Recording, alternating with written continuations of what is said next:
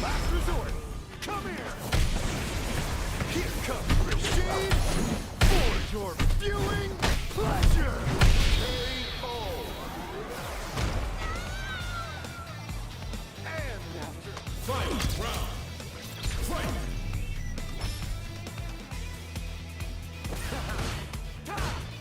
Oh yeah. Mix up. You're out. Oh yeah. Sky high. Oh yeah. Mix up. You're out. Oh yeah. Mix up.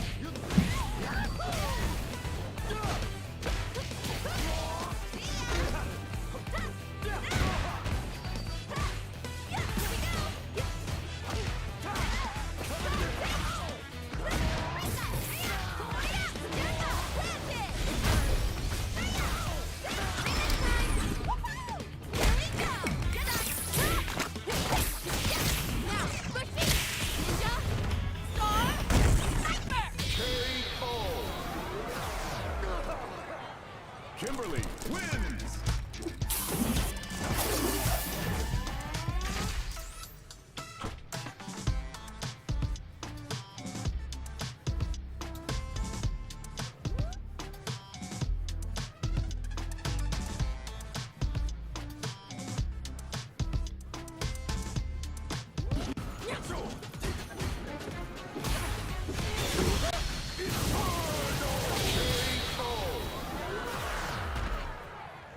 Awesome win. Round one.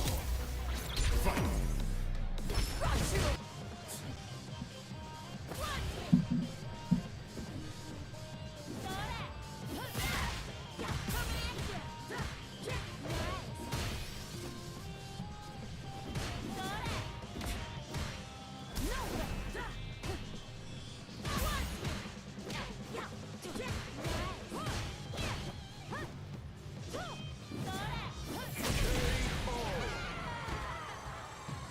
Round two. Fight.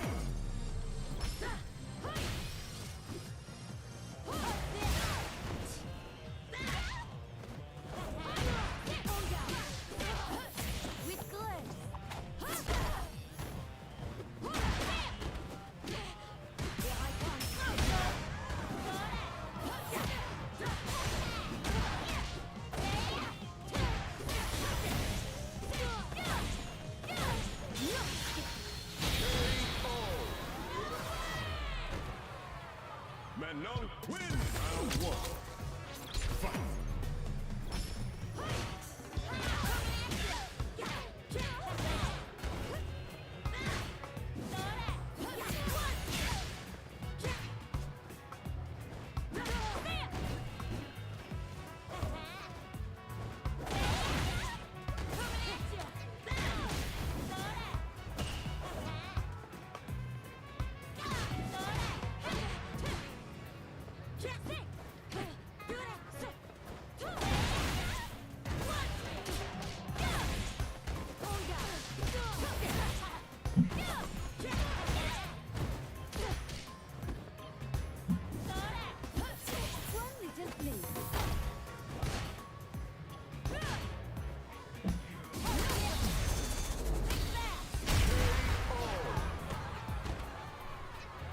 Round two.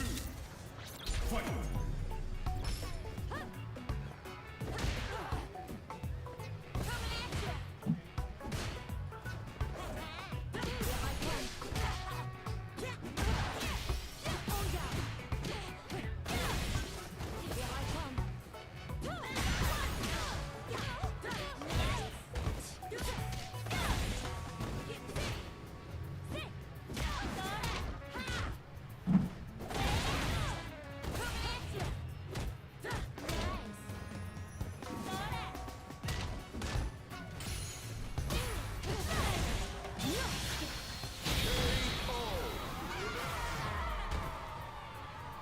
Final round. Fight.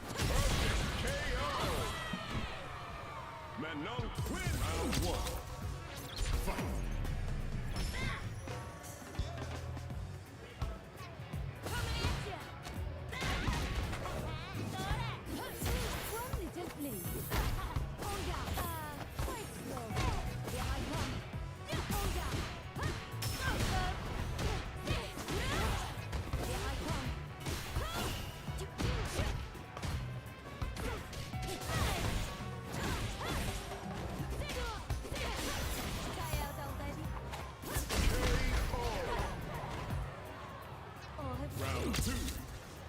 Fight.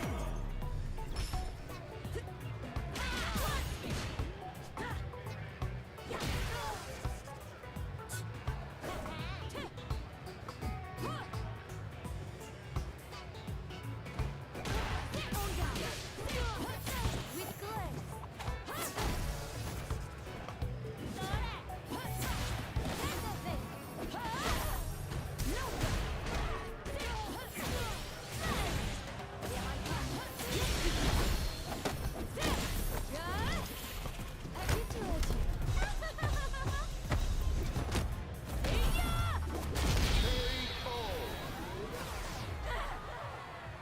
Maintenant, win. Round one. Fight.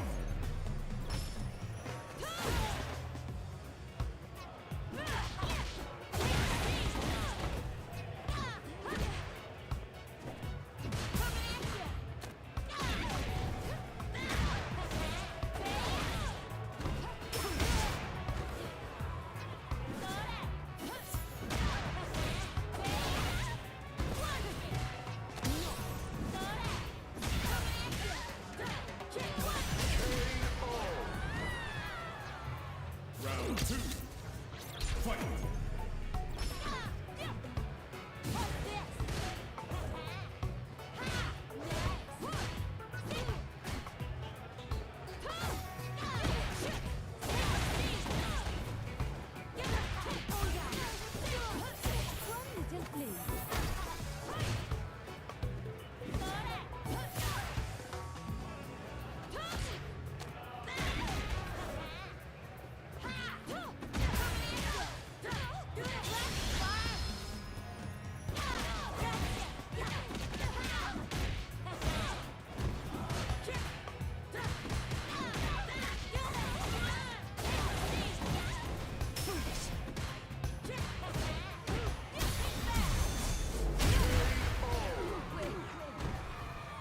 Judy wins. Round one. Fight.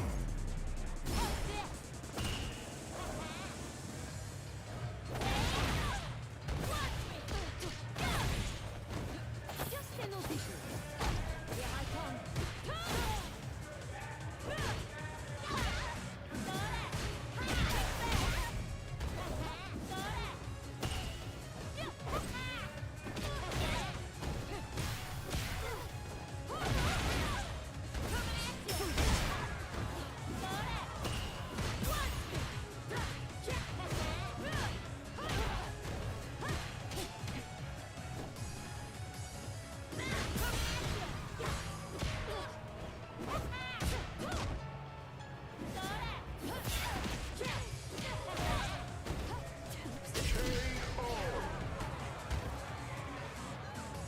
Round two. Fight.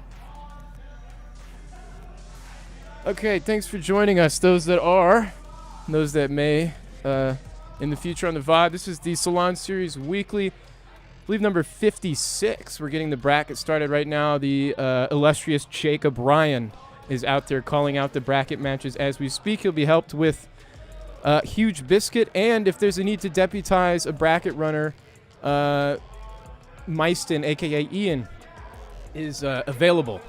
So shout out to our bracket runners. Always appreciate the work they do here, just as much as the players who show up. It's a big point to why this experience is such a consistently sick one. All right, we're going to take a look at our first buys that we have here. Of course, Dr. Danny Pham needs no introduction. One of the best Geef players in the country here. And next we have A Rival, a.k.a. DJ iPad, playing the Luke or a Squirrely Akuma. We're not really sure, but he's got a pretty good scramble game.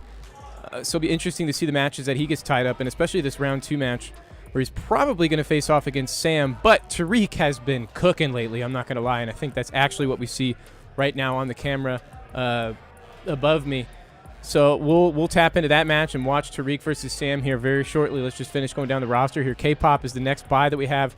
A Chem player who's also thinking about picking up Akuma.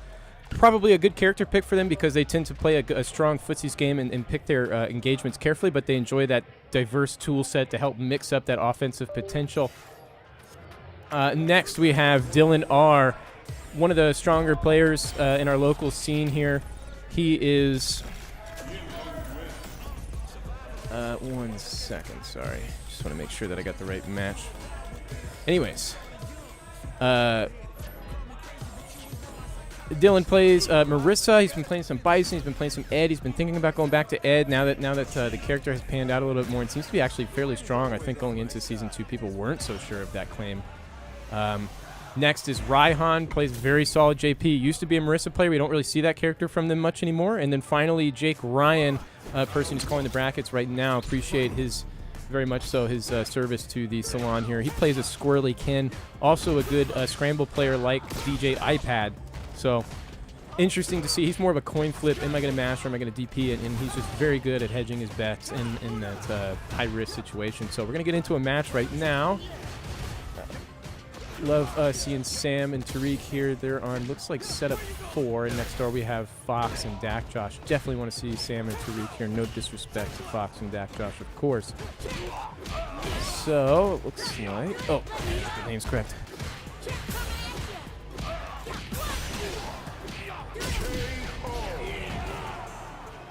Round 2. Fight.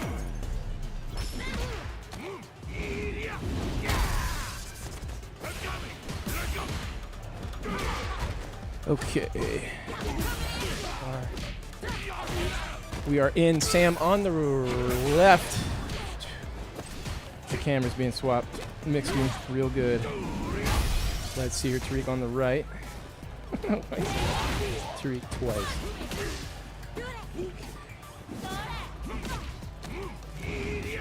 All right, Sam getting SPD'd. 1 round apiece here in game 1. That is correct, the score. Here we go.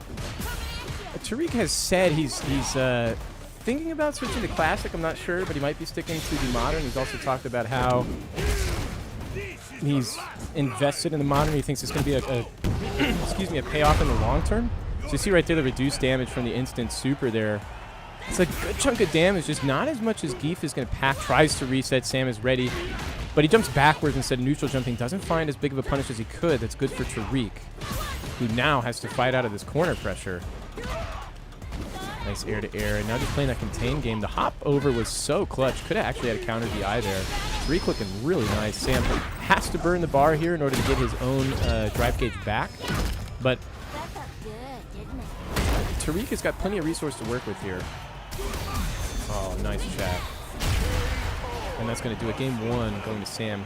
Tariq's got to make some adaptations. He's in the game instantly. Sometimes he likes to sit and think about it. Always like when players take a moment to think about the game.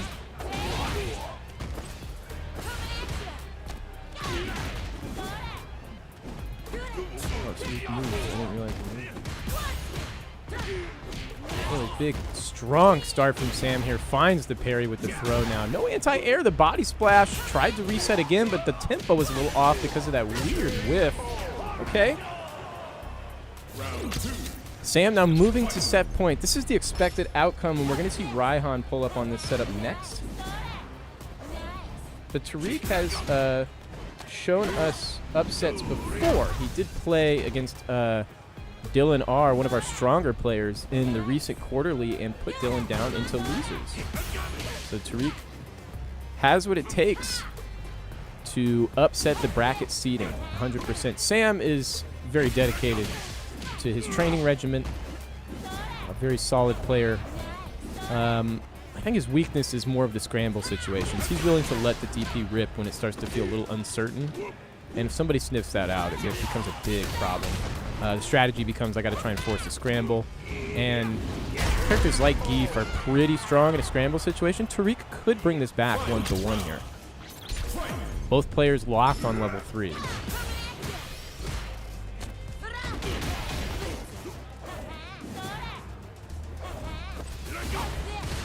Bracket's moving at a good pace right now. Appreciate Jake Ryan putting in the work to run the bracket along with Huge Biscuit. And Meisten, a.k.a. Ian, was a huge help during the quarterly when we both ran the bracket together.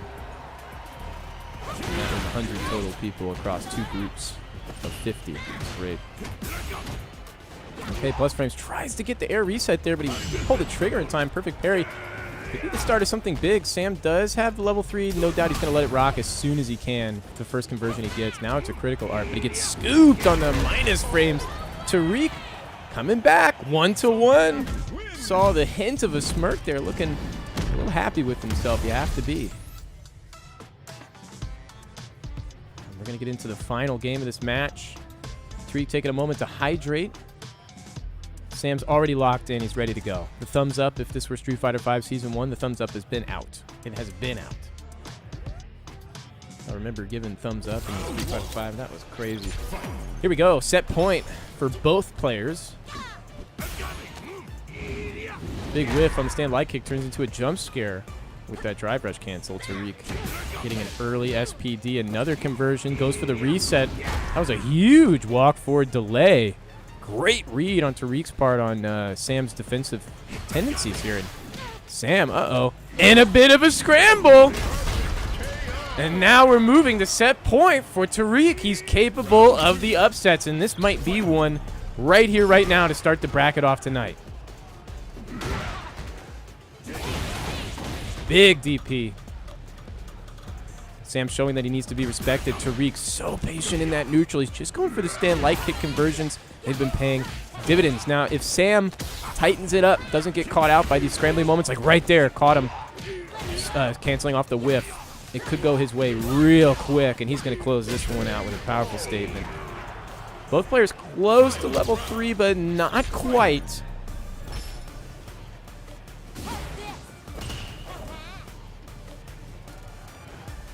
Jockeying for position here. Tariq slowly advancing across the stage.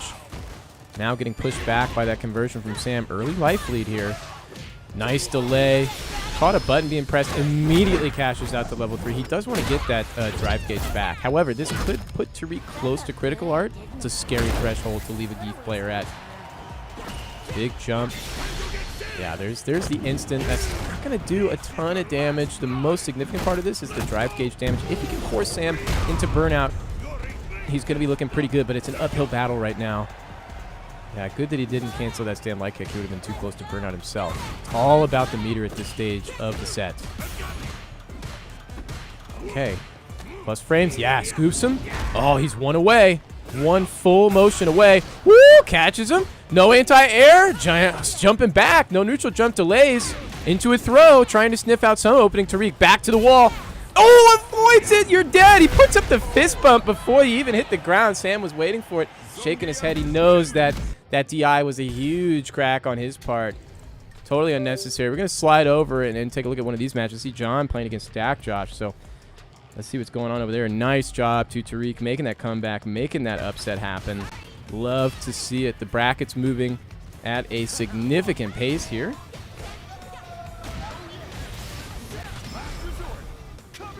And it looks like 0-0 right now. Dak Josh versus K-Pop. Dak Josh on the left with the Rashid. K-Pop on the right with the Kimberly. Level 3, we don't see that too often being cashed out by Dak Josh in order to secure the second round of game 1 in the set.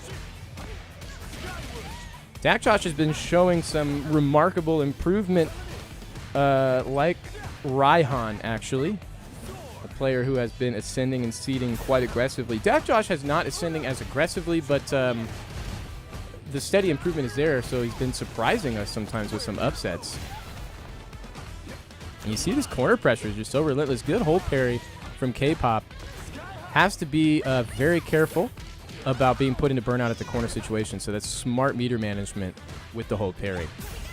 Putting on the pressure now, cashing out that money that he saved. Dak Josh, though, finding an escape with the DRC low. Oh my gosh, this conversion. Level 2 here, yeah. He's in burnout here. If K-Pop defends correctly, he does have critical art. That's huge. No, not enough, not in time. And Dak Josh takes game 1 of this set. Now, K-Pop is a, we're going to say, game 3 enjoyer. This is somebody who's willing to, I shouldn't say willing to, but they can go down in a set and then very, very easily bring it back. So, oftentimes the sign of a good player is finding reads that you don't have to cash out on immediately. So, for all we know, K-Pop could be, loading the magazine here, and this is the game where he starts to take those careful shots. Starts to unroll the reads. Dak Josh, though, getting the benefit of some sloppy conversions from K-Pop. I love K-Pop's awareness of the burnout here. And nice reset from Dak Josh. He could have gone into a level 1, a bit of a drop, maybe deciding which way to go to force the burnout. John tries to wake up with the super. It doesn't happen. Now K-Pop moving to set point. Another upset on our hands. There's Tariq right in the foreground, foreshadowing another upset. The overhead hits are at the corner. Level 2 is on deck for Dak Josh. Has to find one more knockdown. Oh, no. Tried to stop the ground pressure. Not quite happening. Got jumped on instead when he put that check out there. Now K-Pop running away with the momentum. This is where the experienced player shines. Dak Josh looking a little bit frazzled. Nice drive reversal, though, in order to get out of a bad situation. Still has level 2 super stock. That's all he needs to close out this round, to close out this set. One good knockdown. John intercepting the raw drive rush, though. Smells the desperation and closes out that round pretty confidently after he got his feet on the ground. Tariq strapping in against the likes of... Oh, who's Tariq playing? I actually don't see it on my bracket screen here. My bad. Big knockdown for K-Pop. Tried to bait some sort of a whiff there, but then gets caught by the jump back. Very fortunate again. Just a little sloppy on K-Pop's part. And sometimes this happens if you're striving to make improvements in other parts of your game. Your focus is building muscle memory elsewhere. You can get a little rusty on these other parts that you've come to take for granted as your focus shifts away from those fundamentals. So, Dak Josh living in the seams. They drop again. Just goes for the raw DI. Fuck it.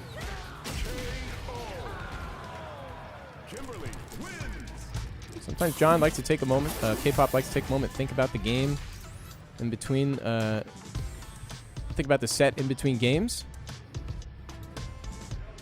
But we're locked in right away here.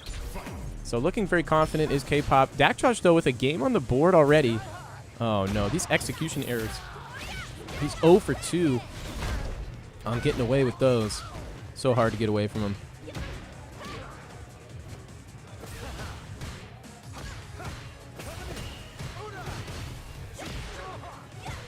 I like the matchup knowledge from K-Pop as well. A lot of these strings that might catch lesser knowledgeable players off guard are actually being interrupted.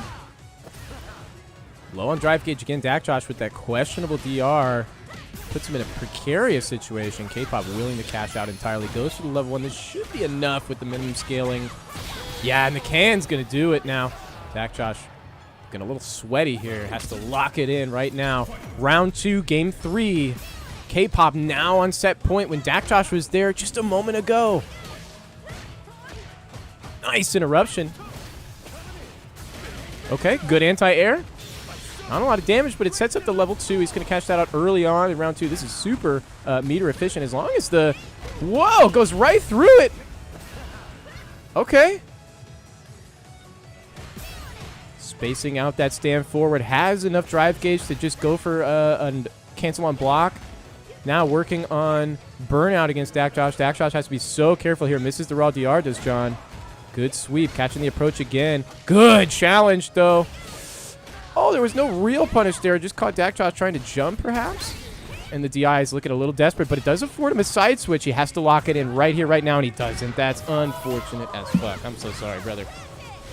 0 for 3 on the Whirlwinds just coming out. John getting a little lucky there. Both players sloppy in some of their execution, but K-Pop gets the upper hand there. And now we're seeing Rival versus Tariq. Oh, shit. You know we got to tune into that. Where the fuck is that even at? Are they playing the game right now? They are, okay.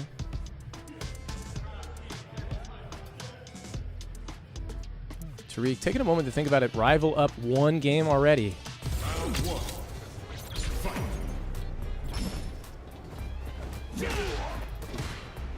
And the gamer lean is actually making the player cams kind of obscured, so I'm going to go ahead and close those player cams out for now. Big SPD to start things out. Tariq is actually up a game? What? Holy smokes, was he playing Akuma? Good gracious, sorry for the sudden draw just coming out. I was so shocked. My goodness. This is what I want to see from Rival. Luke is such a fitting character for Rival. Just the personality of the character matches his so well. Tried to go for a DP, but got super instead. That's a little bit painful there. Rolled too far forward. Needs to securely... Oh my god, Tariq is running fucking roughshod right now. And I've got the likes of Dak Josh popping into commentary with me. Come on in, brothers. He's going to get settled in here. Big crouch fierce from Rival to contain the corner position now. Getting some damage down. Tariq looking for that wake-up parry. And then the reset. No, not in time. The back jump, though, is not going to find the punish.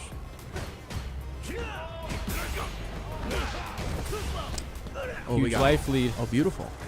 Oh, yeah, Tariq has been running through the bracket with some upsets here. Nice anti-air, though. Finally, the DP comes out instead of a super. Yeah, come on in, brother. Come on in. Yeah. All right. Here we go, Tariq on set point. Rival. I don't know if Rival With the one but level 3, let's go! Yeah, this is more than likely. This is going to be the modern input, which is going to reduce the damage, unfortunately. So Rival can work with this. The biggest danger right now is Rival's low drive gauge. Right. Yeah, just the scary Geef walk forward. Oh, that perfect parry. Really nice. But getting punished. He's trying to go for the double machine gun chop a little bit too much. Oh, big bait. Yeah. And spends the cash. I wants to hold on to the corner. Wasn't too confident in the conversion at that spacing at the corner. So pretty smart to go for what you know is going to work instead of potentially dropping what you think might not work. And now containing the corner, peppering with some fireballs. Tariq slowly advancing. All the drive gauge back. Oh, really nice conversion on the crouch jab. Oh, my goodness. Everyone's feeling the spaghetti. I felt the same way on match number 3. Like, you feel it, man. Oh my gosh. Again? No. This could be it. That was not a meaty, man. No way. Oh, my God. Oh, no fear. Joe medium kick. No fear. Oh, Tariq moves on to winner side. Top 16 over the likes of a Rival. Just another Rival dispatched. Clean. Holy shit. And now let's take a look at Tommy and Dylan down there trying to hide on setup 6. All right. And we're getting in. This is 1-1 final game, game 3. Again, we don't have a good player cam set up on that, so we're just going to leave it off. And we've got Tommy on the left with the Blanca, and then Dylan on the right. Round 2. Fight. So I don't know how people feel about this matchup. Like, obviously, Blanca has the mobility against Marissa, but we're in the corner. Tommy trying to parry his way out. Yeah, There's that's nice. the air Yeah, ball. that's so nice. Just like jumping back with Blanca and then waiting. You can just wait for so long and then let that air ball rip when you need it to. Super safe option. Big Gladius charge, though. Dylan looking at set point here. Yeah. Tommy's weakest part of his game is his clutch, so he was not able to clutch that one out, unfortunately. I always got to give him shit about that. It's just a little inside joke. It's true, but nonetheless, he's like, dude, you keep saying my clutch is weak, brother. And I'm like, well, show me some fucking clutch, bro. You know what I'm saying? All right, let's take a look at the bracket real quick, see what we have locked in right now so far. Thanks for joining me, Dak Josh. Yeah. Welcome in. Thank you. Double, triple checking that you are, in fact, unmuted. So I think next we're going to be seeing Danny and Biscuit up pretty soon once these two knuckleheads get into a good spot. Following that, Tariq and K-Pop. Tariq finding himself on winner's side top 16. Yeah, that's crazy. Is absolutely insane. And right now it looks like Dylan and Tommy just finished winner of that, which is going to be Dylan going up against Fish Boy Samurai. That might be the Marissa Mirror. We'll see if Dylan wants to pull out the Ed, which I think is a good matchup actually for Ed because he can tag her low with that stand medium kick. We might have Bowie versus let's get in there. Bowie versus Jake Ryan. My God. Oh, we're seeing the round end with the level 3. And I think that's just one on a back setup here, so I don't have a good shot of that. Yeah, this is on like far back corner setup. So speaking of Bowie, same thing. He like this kind of play style, like Jake's play style, is definitely tough for Dalsum and for Bowie as a player.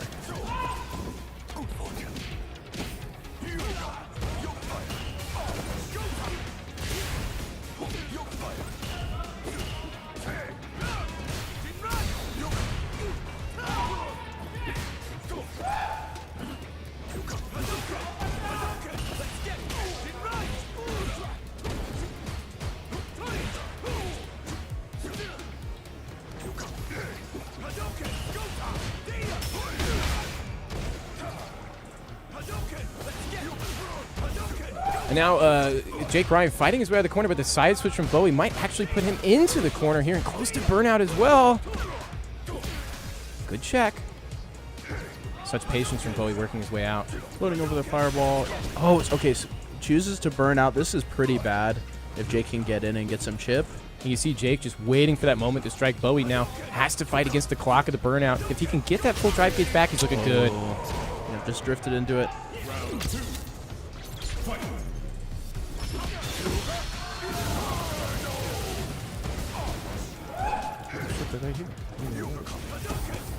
Oh, beautiful. We do have a good look here on the camera.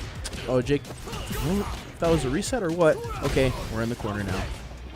Yeah, just going for the heavy Dragon Lash. Okay, we got something going. Yeah, able to spend the meter, get a bunch of drive gauge back. This is a really great spot to be in for Jake.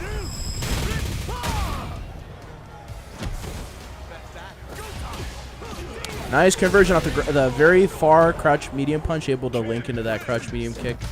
Just enough damage to end it. I missed the fist bump. I like how Bowie gives a fist bump because it's a fist bump and a thumbs up. Yeah. And we see Brother Biscuit right there with the laptop in his arms. Shout out to Smiles right now, sitting down and playing against Vile. Let's catch this matchup. This is going to be Geef and Cammy. Vile with the Cammy and Smiles with the Geef. He is a new Geef player here.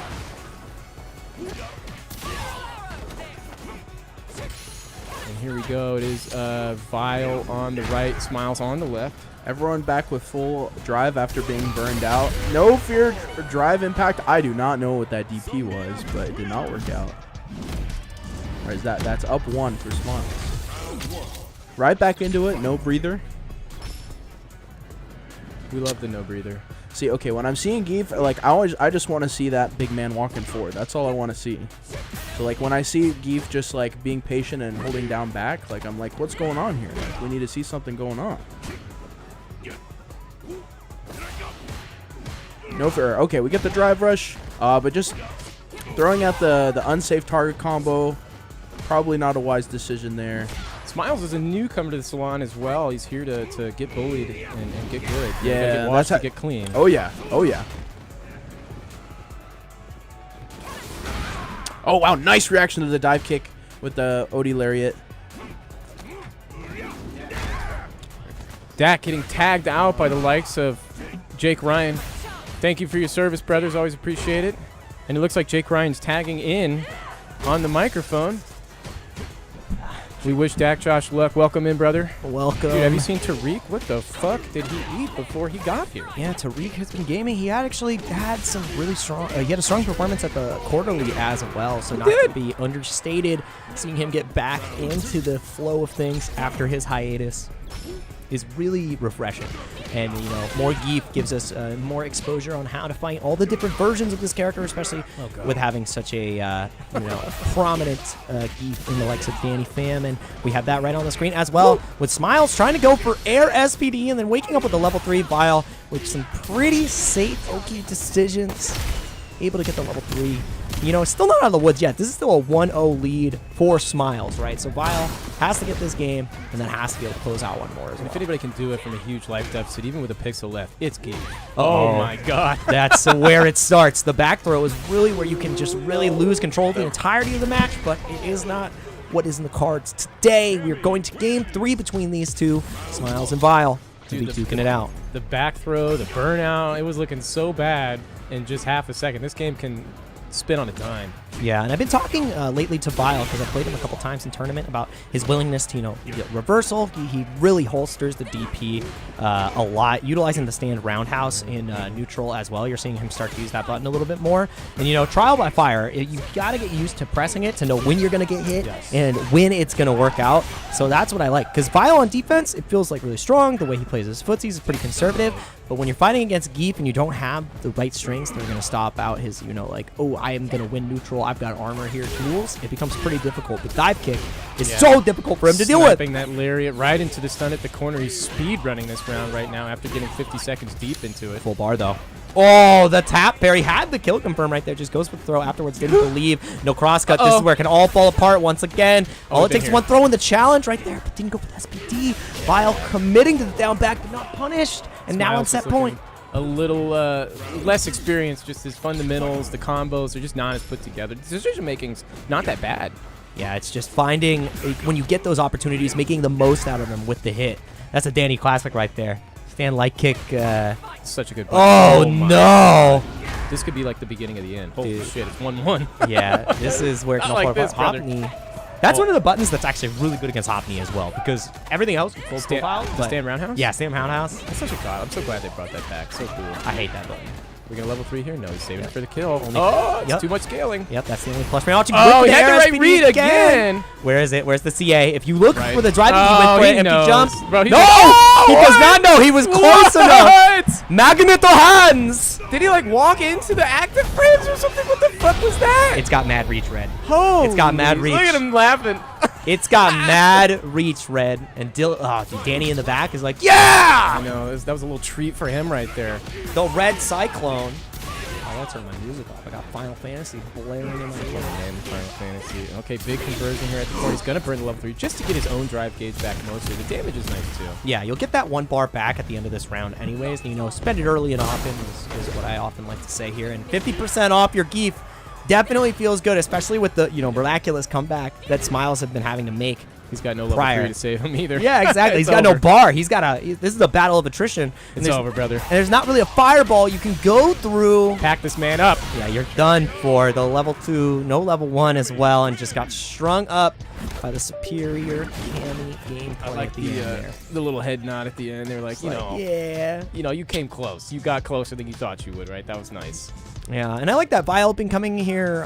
Is that Dylan and who's that? Sorry to yeah, so yeah, in our next round of the bracket, we have Dr. Danny Pham versus Huge Biscuit. So Geef versus Fishboy. Yeah, Geef versus Manon, and then afterwards it's Tariq versus K-pop. But we right now have the Marisa Mira with Fishboy who the fuck is who? In the lead right here. Actually, I don't know. Actually, that's a really good question. I wish he could get confirmation here. Yeah, we got to get the cameras adjusted, but one of them is on set point here. It could potentially be Fishboy, but we're going to find out here pretty soon.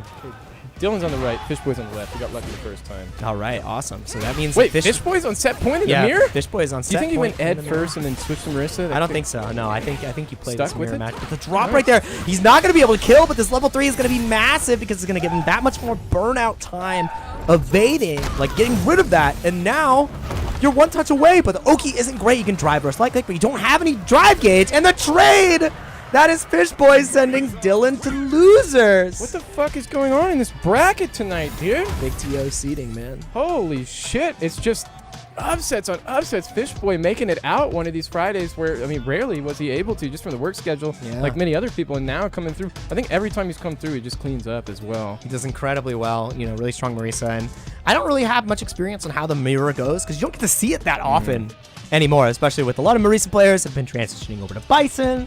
And you know, exploring different characters. Big Bird going over to Rashid. So you don't get to see a lot of the Marisa mirrors, and you don't get to see a lot of Luke as well. This is going to be Fox Plays versus Tommy ODB. Is this? Oh, yeah. So this is going to take us to set point both ways here. Oh, my God. Between these two. As long as this does enough to kill, going to Memphis, it is a dangerous trip. Final game, final round between these two. Also, if you guys haven't tuned in to Salon before, this is the best. If you're training to become a commentator, going from set to set to set with no breaks is impossible because the goal is to catch everybody up. And right now, we're caught up on how to defend. Defending from dummies, Fox is not reading the book because he's one touch away from death. Level 3 is available for Tommy. Obviously, the Lightning Beast is such a threat, too. We're going to go straight to Biscuit. Counter combo! Oh, yeah, and we're going straight into Biscuit right after this because it is over. The Lightning Beast is what did it, and Rua is sitting. He's actually getting up. I think Rua just played. Rua, yeah, they just played. But Biscuit. There's Tommy and Fox. Yeah, all smiles. That's the thing about the Salon. Even if you lose, like, the community here is incredible. Having us, you know, talking about the matches, trying to help each other improve, and, you know, just having a good time is something that is so missed in a lot of local scenes. And I feel like every single player here has the mission of, like, trying to improve, trying to better themselves, and, you know, offering that advice to each other. I mean, the game is so much fun to play offline. It's the thing we may have, like, forgotten in the era of COVID is, like, dude, playing offline's it's hype. Kind of fucking nice. It's kind of nice. Like, I'm somebody who yaps a lot, and certified yapper. Yeah, I'm usually running my mouth, so it's a lot more fun for me to be able to chat with the person that I'm playing. Get Biscuit and Danny adjusting. Dude, I love that Biscuit's got the Tootsie Pop t-shirt on. He's like, how many licks does it take for me to beat Danny Pham? I can't take no more licks, man. A lot to get to the center. It's a creamy center right there. Oh boy, I didn't know that was. I didn't think that was the adjective you were gonna use, but I like it. I'm gonna go for it. We're getting into it. Fellas are going to Cream City. You know, they are going to Cream City. We gotta embrace it. What a tournament name, Cream City Convergence. What a city name. CCC, Cream City Convergence. What a title. What a match. Huge Biscuit initiate. Come on, nope. He says no. Dude, no, he got ignored. He got ignored. Come on, bro. Get that fist bump, bro. He's talking to us. He says, I'm not doing it. Get that fist bump, homie. Doesn't my hair look nice? Nah, he looked away. All right. Did Danny looked at him? He said, no fist bump?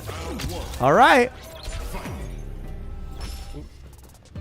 We got to see this here. There was some RD slander on Huge Biscuit. RD slander, it's true. You know, those guys maybe they performed a little too well. You know, Biscuit without a tan beats them all, I tell you. But after his vacation, he needed a little more time. He was a little rusty, dude. He came right from the tropical coasts or whatever. He's laughing right now. He didn't burn himself out, though. And, oh, my God. That is actually a huge punish opportunity for Biscuit. But getting Danny into that burnout is the first step. And getting him to that burnout before 2 bars is actually really important in this matchup because it limits his defensive capabilities as long as you know how to circumvent the SPD. Oh, no. Huge whiff. What a bait. Oh, he was trying to catch him being scared as fuck with Biscuit. Hold it down. Yeah, but now the level 2 is there, so you gotta be... Oh, you can't even get it out your mouth, baited bro. He baited it. He baited it. Danny looking a little bit dismayed. Yeah, wipe those fingers off, bro. We know how it is. So, damn. That was a bait? 100%. Manon's got those? Big baits, bro, for Big Biscuit. For Big Bro? For Big Bro. Triple BBB? Big baits for Big Biscuit on Big Bro. I like this movement from Biscuit, but Danny calls it out immediately and finds the first hit on that forward advancement. And now Biscuit retreating towards the corner, getting just assaulted. What's the defense here? The fierce and the fierce. I feel like I'm watching a Ken player. God! Lockdown. Oh, got away. Actually, the forward movement. What? And that paid off, but not able to get a punish on the SPD, and that is a great drive impact. That should be the round running bear grab. It's going to do massive damage. He would normally build a ton of fucking meter if he wasn't already maxed out on level 3. Yeah, dude, he builds half a bar. It's crazy. It's nuts. Danny was showing that shit to me, and I'm like, I do not want to DP and lose the round. It's a bit egregious. Oh, we got to get the name switched as well. Oh, for fuck's sakes. You got to be fucking kidding me. here. And the thing is, with 5 medals, Danny's 1 touch away from death, and that's why he's playing a lot more patient. Like, it's become that much more dangerous. Going for the regular throw, understanding the threat, taking the throw again. You can't take any more. Checks the shimmy, but he wakes up, and he does not hop over. The level 3 works out. Biscuit is all smiles. And that should be enough. Oh, that looks scary. That last tick as he hit the ground. Look at him talking to Danny's like, don't talk to me, dude. I'm going to ice the fuck out of you right here. Certified yapper. All right, names are fixed. Oh, no. The Lariat got completely smoked, and he's already starting off with 2 medals here in this second game. This is looking so rough. Anti-air for days, but the backdash. Danny representing his defensive options excellently. Back in the corner is Biscuit, but before was able to find his way out somehow. He like slid underneath, twirling around. I don't even know how he got out there, to be honest. Forward movement from the sweep, and then he just kind of sauntered on out. He's like, man, that was terrible. There it is. There it is again. One more touch. You can't really afford to take the command grab. He rolls to the whip throw, beats it with the punish counter. enough. This is where big bro energy comes in. He did 5. That's a good call. Good He call. went, And now so patient. Doesn't even want to give up an Oh! overhead, though. You said so patient, and he says, I'm rolling the dice, Right? bitch. Right? That's what you got to do. You kind of set up that pacing expectation and then change it up as soon as they get comfortable. Dude, Rival in the back doing the kick animation had me dying. Rival down in losers as well. It's like it's painful for both the big bros today. Yeah, that's a rough time. You got to be careful of the SPD after the headbutt pressure +4. Oh, don't let him wrap you up, bro. Oh, no. This is where the big bro energy comes in. Oh, no, he missed the drops drive rush the cancel. combo. Yeah. What? Uncharacteristic. The reverse aura? No Watch such out. thing. I would not slander him like that. Oh, he with the anti-air and that popping off. He got around. He's surviving. Jesus Christ. His Biscuit yelping back. Yeah, the retaliatory yelp. He's like, whoo, whoo. Danny sitting back further this time. He's doing the reverse gamer lean. This is dangerous. Reverse gamer lean. Yeah, there's the gamer lean, and then rarely you do see the reverse gamer lean. It's intense. It's more efficient, like reverse osmosis. The water gets through somehow. We're sweating. God. Ugh. It's scary here because, again, Biscuit only has the 2 medals. Goes for just the slide. The raw stuff. 3 medals now on the board. And we're back to this neutral play. Biscuit doesn't want to overextend, knowing that he's lower on that drive gauge. And it's hard for him to press in these situations. Oh, the whip, but no punish. OD into the level 3 is going to be massive here. It's going to give. I didn't see the starter. Doesn't look like enough. Danny letting It's a not, huge yeah. shriek whip. Yeah, letting the tension out. If he hits the CA, he kind of kills, though. That's the scary part. Oh, you got it. You got to be labeled. Oh, no, he the walked cross out. on it. Punish counter. He's got no bar. He can actually Oh, jail into kill this. him. I Kill think he's him. actually going to be able to kill It's you over. into the CA. It's fucking over. Huge Biscuit with the huge 2-0 over Big Bro. That is Dr. Danny Pham going to Rival. loser's side. Rival offering some sort of soupçon of advice there. You saw with the finger gestures, that little pinching motion. He's like, oh, look at that. There it is. There it is. It's just a little bit right there. That walk under was also incredible. Danny anticipating Biscuit to go for that wake up level 3, but no sweat, walks under, That was sick. takes him out, That was sick.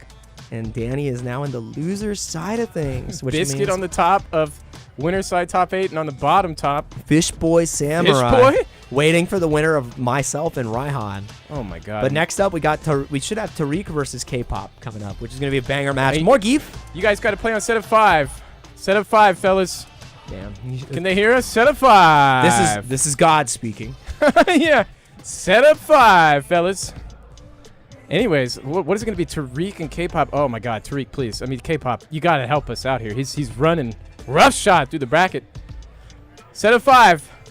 Set of 5, gamers. Set of 5, gamers. That's where we're going. Set of 5. Hello. Dude, they're sitting down. Could you do me the kindest favor, and do you want to let them know? I would if I wasn't trapped in this corner here. You want me to tell them set up 5? Yeah, that would Can they be not so hear awesome. us? They can't. For some reason, they can't. The sound doesn't travel that well Golly. out there. I know. Jake Ryan does so much around here. He does commentary. He plays in the bracket. He runs the bracket. He helps deliver messages. Because, I mean, I would, but I'm jammed in here. Come on, fellas. Set up 5. You know the fucking drill here.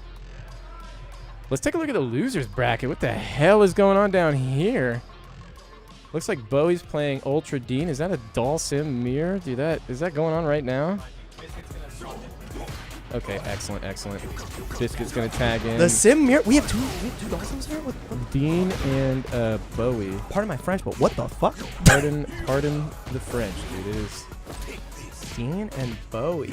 That is Ultra Dudes. We'll tune off of this match as soon as K-pop and Tariq Tariq gets sit down. in. Yeah, but for now, Bowie was not happy. I was like, hey, you know you have to fight? And he said, yeah, some douchebag. And I'm like, shit, my bad, bro. Sorry.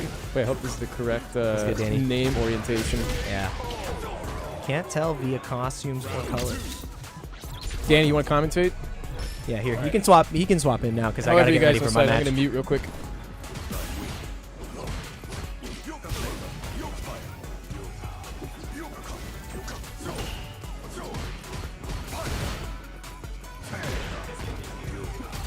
All right, Danny tagging in. K-pop and Tariq are gonna be next. I'm just waiting for them to get set up here. K-pop and Tariq, huh? Yep. This is a Dean versus Bowie doll sim here. We can avoid that. I gotta push that monitor 4 back in. Let's see here. Oops. Sorry about this, folks. My bad. These guys are strapping in. The doll sim mirror is raging on the other side of the venue. Dude, Tariq versus K-pop, huh? I can't believe Tariq has come this far. He beat. Did he? Wait a second. He's kind of cooking. He beat Rival. Were you there for that? Bro, What the fuck is going on? Rival's just so sloppy today. He really is. We all are. Oh yeah, you got beat too. I That's got fucking unbelievable. destroyed. You're a little toasted, man. It's. You gotta be on your P's and Q's, you know what I mean? You really do. You really do. All right, we got Modern Geef against Kimberly, huh?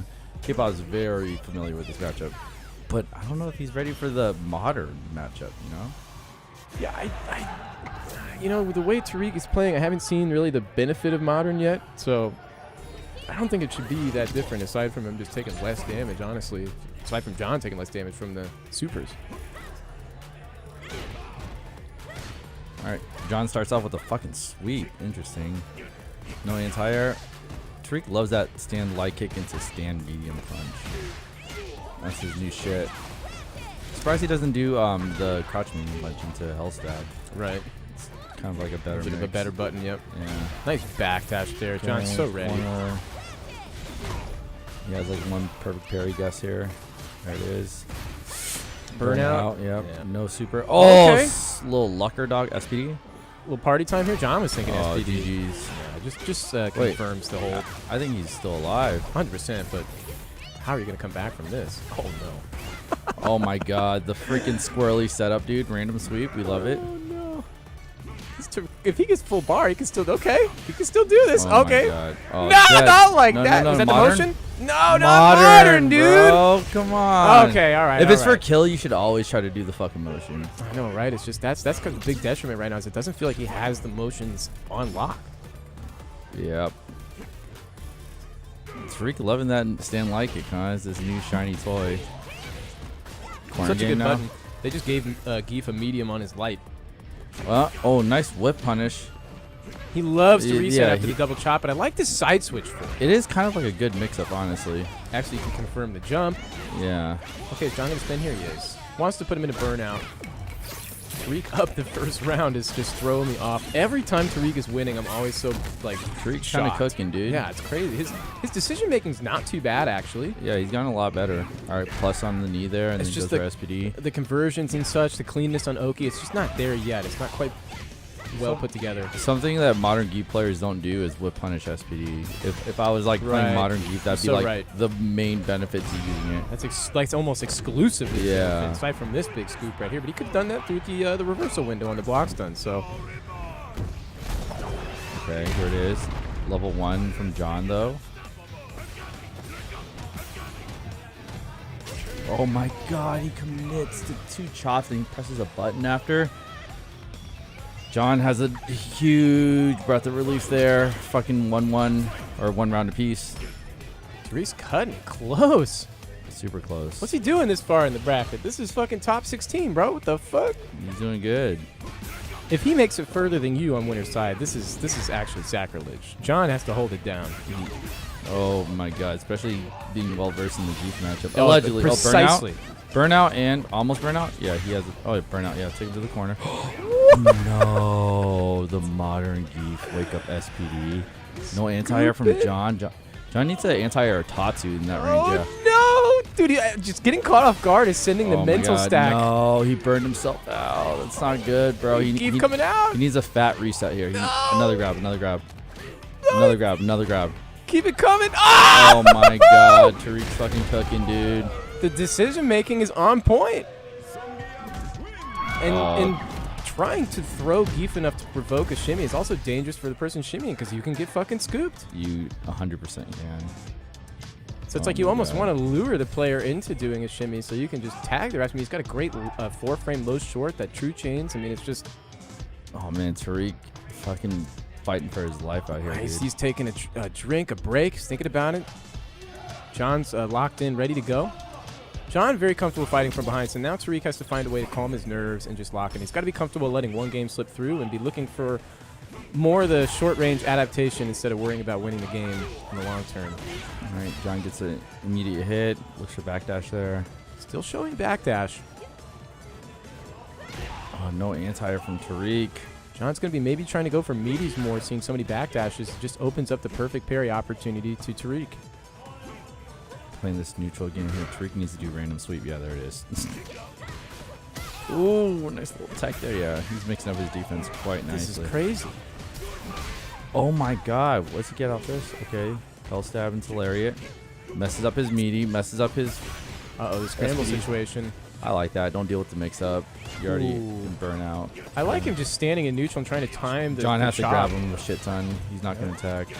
Oh, he tacked. He's tacking still. That's the Danny Look panic at the tack. stand. I love that.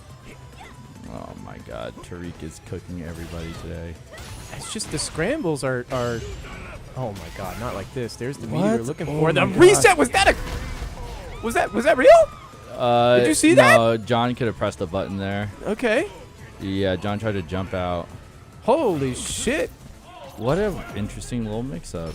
Tariq?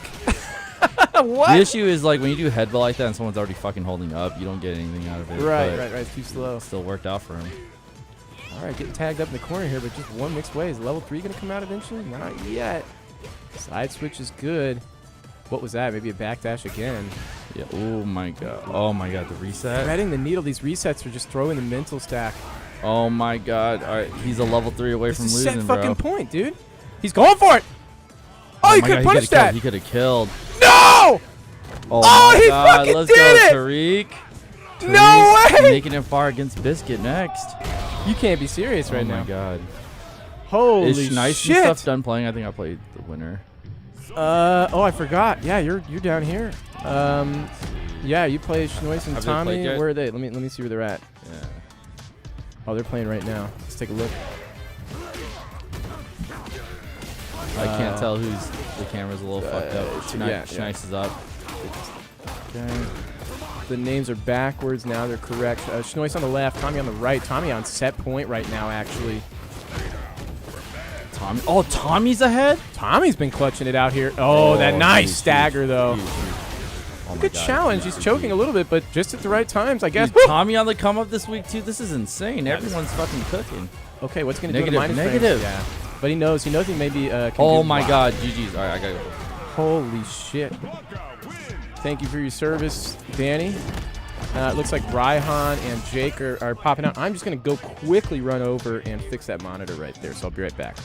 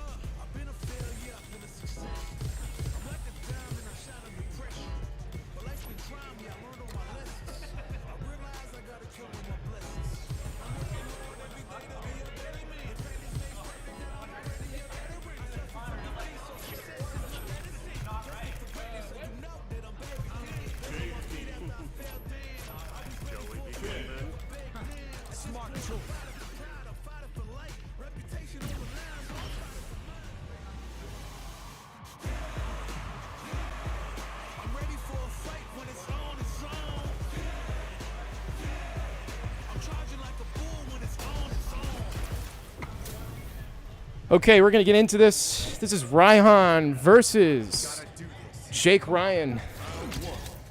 Two homies going head to head.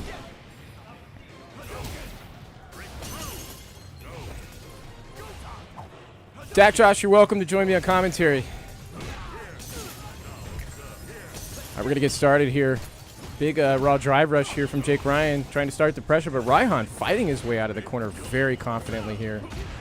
Jake Ryan trying to find the parries, but he's not getting the better of the exchanges.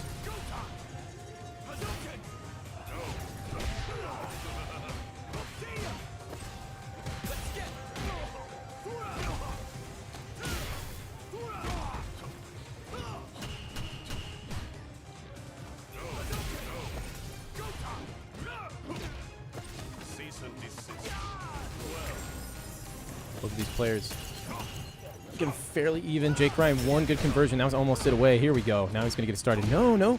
Link off the punish counter, crouch strong, but he interrupts the raw drive rush. And this might be what he needed. Raihan putting himself into burnout was a huge miscalculation.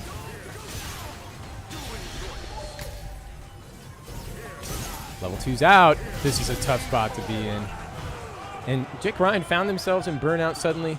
I looked away for a moment. I didn't see the circumstances that he found himself there, but both of these players making questionable judgments, putting themselves into burnout. That came down to the drive gauge 100%, so we'll see if that happens again.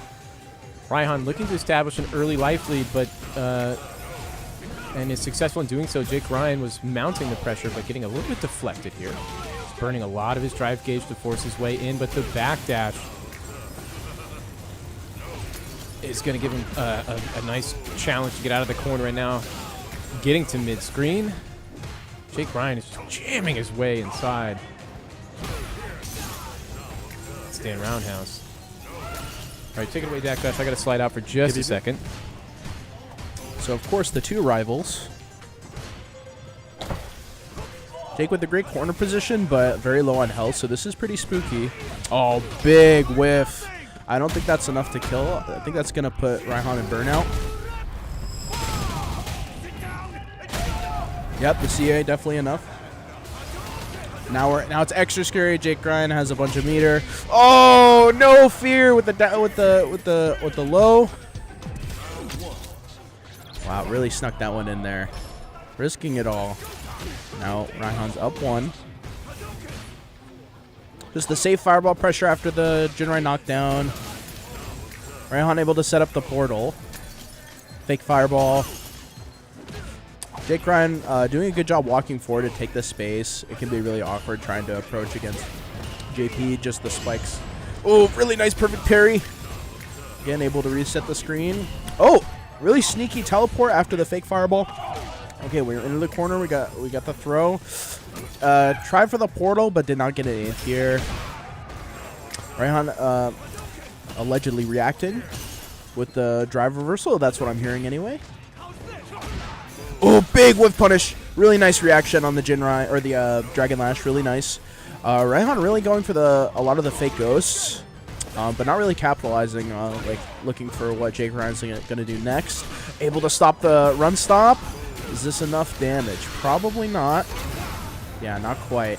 Now we're in burnout. Pretty spooky, but oh yeah, really good screen position. Just able to hold the corner with the portal. Really nice. Okay, one more round for Raihan to take this. Oh, big block on. Oh, just read the, not the punish we want to see there. Had the block on the drive reversal though.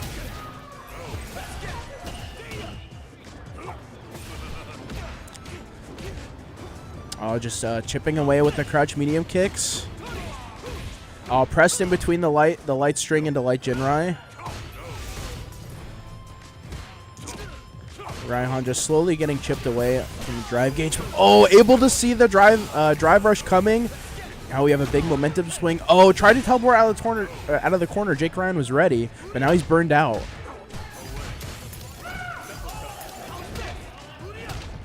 Oh, no fear with the light Jinrai. Try for the overhead. Oh, nice sneaky jump out from Raihan. Now he's got full meter again using the level 2. Oh, wasn't ready for the jump out. Okay, this is a big momentum swing. Jake can convert anything into level 3 here. Oh, see, we could have saw it right there from the cancel from light DP. Oh my god, no fear. Goes for the command grab. And that is it. Wow. Both of those matches kind of ended the same way with Raihan sort of chipping away over time. And then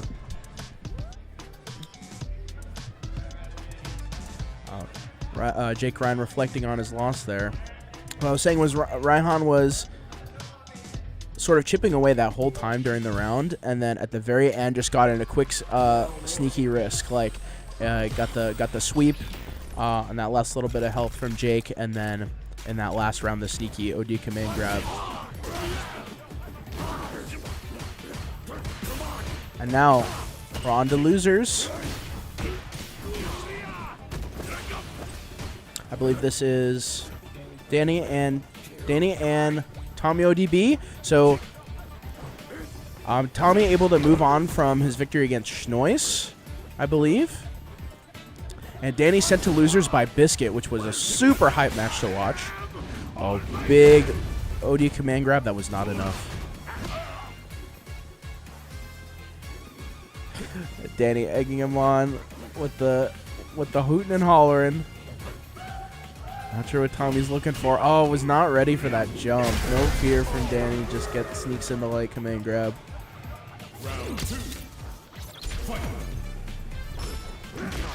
Oh, went for the hop instead of going for the punch follow. Could have anti-aired there. Oh my goodness. Big life lead already in this round against Danny. But this is 1-1, so Tommy definitely not out of it yet. Just spends it all, goes into level 3. I'm not sure that's going to be enough to kill, but that's going to hurt for sure. Danny willing to burn himself out. Also keep in mind for chat, the names are switched right now. Danny is Geef and Tommy is Blanca, if you weren't already aware. Sorry for the issue there. Uses the level 2, gets one grab going, but oh, no fear for the command grab, but again, Danny was ready, and really solid punish, just jumping back with the sweep, able to punish. And that is it. That was Danny moves on, and Tommy is out. Yeah, Tommy really bet it all on the command grab at the end. It worked out for Raihan, did not work for Tommy. Unfortunate. I'm waiting to see what's next here.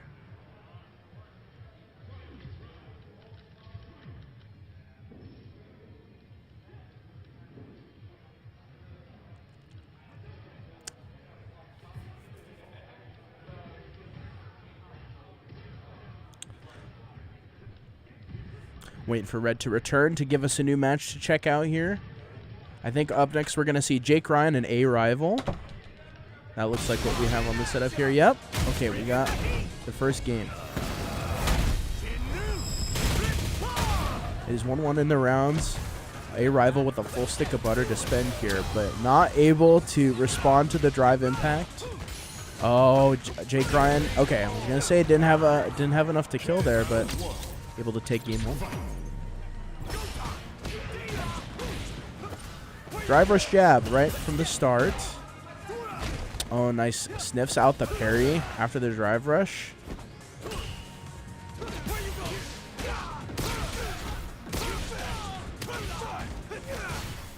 All right, nice big Oki from the shoulder with from A Rival. Now we're in the corner. Really sneaky, able to get the back throw. Now this is Jake Ryan able to steal the momentum in this round now. All right, A Rival ready with the uppercut, or with the down fierce anti-air. Oh, big throw bait. That should be enough. Yep.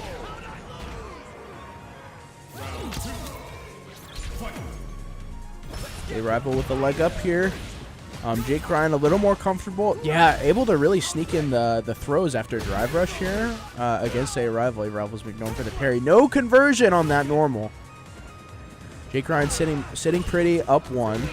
Oh yeah, just really sneaking in the throws has been doing great for Jake. And A Rival almost to burn out both players. Big back throw. Very nice. Ready for the anti-air. Oh, not ready for the jump out, unfortunately. Trying for the charge heavy knuckle. Oh, big punish. And we have three super. Let's see it. All right, is this gonna kill? To Memphis. That is enough. All right, that is 1-1.